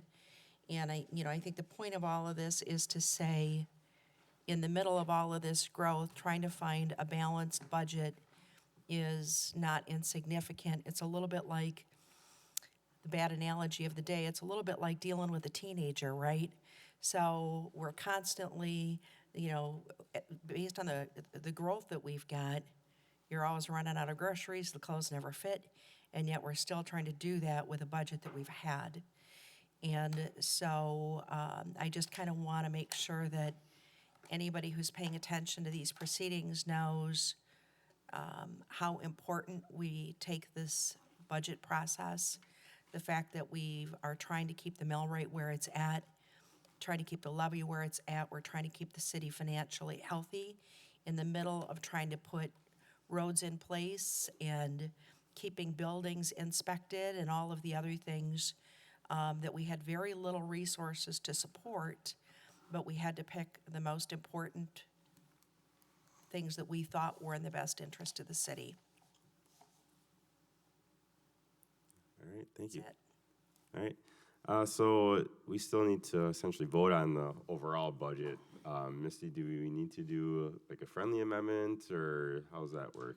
So right now it's listed as just a blank line, so I will insert that, assuming Madam Clerk is okay with that. So the number is $23,733,084. All right. Yep, and there's been a motion and second. So if we could do one final vote on the overall budget that would be fantastic. So, one last, oh, you put it away, Tracy, whoops. It's your first budget too in that role, so. All right. That's all right. Okay. Alder Radafrada, Yes. Alder Barr, Yes. Alder Clouder, Alder Krausey, Yes. Alder Rice, Yes. Alder Schroeder, Alder Scott, Yes. Alder Strassman. Aye. Motion carried. Fantastic, we have a budget. All right, last thing on the agenda is mayor's report and alder reports. I just wanted to let people know that Terra Vesta has started some homes, building some homes, which I think is a really neat thing. Also, don't know if I mentioned it, but Fahey Fields was selected as a Parade of Homes site next year, and they're going to have, I think, 4 houses in the Parade of Homes. So that's exciting as well. And as many of you know, Verona Road is now open. Also very exciting. So I can do quick district reports. I'll start on this side this time. Janelle, anything? Nothing critical. Tom, district report? Yeah, I just have 2 things. One was the Veterans Day Memorial. I stopped by, and I certainly commend all the veterans we have in the city. And it was well attended. And for those of you who didn't see it, believe it or not, the path is made in the Veterans Park. I call it the old City Hall. They did, the party that wants to stay anonymous did the path. When the snow melts, it might even be next week, just drive by and take a look at it. You can see the path where it's going. The other thing, I've had a lot of calls on it, and I found out just yesterday that we had a fire in Burnlin, and the house is sitting with tape around it. And to my knowledge, in the future, we can't burn it, but I do believe it's going to come down. So if anybody hears anything about it, or there's nobody there, I'm just going to say, I think it was a foreclosure house. But anyhow, for District 4, we're well aware of it. We're trying to take care of it. So, All right. Thank you. Shannon, anything? No? Sarah? Nope. Dan? I will mention the Habitat for Humanity work by our staff. Sarah, Misty, who were the 2 others? Matt Prow and Amy. Matt, thank you, and who else? Amy Mercer. Amy Mercer and Matt Prow. Thank you for doing that. All right. Julia? Yes, I want to mention that last week was the conversation meeting with the police about safety. It was a Leopold school, and some of the elders here attended, and it wasn't well attended because it was snowing that day. It was very bad. So, but we have a very good conversation about some of the issue about safety, and I want to thank Chief Brecklin and his staff for the meeting, putting together, and for continue, looking after the safety in our residents. Thank you. Oh, yeah. Can I add one thing to that? Sure. So as a follow-up to that, I had the opportunity to talk to a gentleman named Paul Pittis. For anybody that has history with the city, Paul was an anchor on one of the 3 major networks, and Paul has offered to do a public service announcement for us as part of the Neighborhood Watch. So I'm in the process of trying to work with a couple of staff to see if we can get some kind of a little interview set up that we could put up on the website or kick off these meetings with. All right. Ann? All right. Dorothy? I wanted to, with the conversation with police, I wanted to also point out that Fact TV was there and recorded it. I would like to thank Fact TV for all the work they do. It is really, really, really outstanding that we have our cable channel that records every city meeting. That is unheard of, and the transparency that it gives us as a city is just astounding. So kudos to them for being there and for us to keep supporting them. Also with the Verona Road project, yes, Verona Road is open. Next year we have PD coming up yet though. So we're not breathing easy in our side of town yet. And then for Habitat, I wish I would have known about that. I'd have come along too, but I wasn't aware of it. We can ask Sarah to try and add us into Yeah. those things. Yeah, for sure. All right, great. All right, next common council meeting is in 2 weeks, the 26th. Next committee of the whole meeting is not until the end of January. Is there a motion to adjourn? I'll move that. Second. All right, seconded by Hannah. All in favor, say aye. Aye. Opposed, nay. All right, thank you, everyone.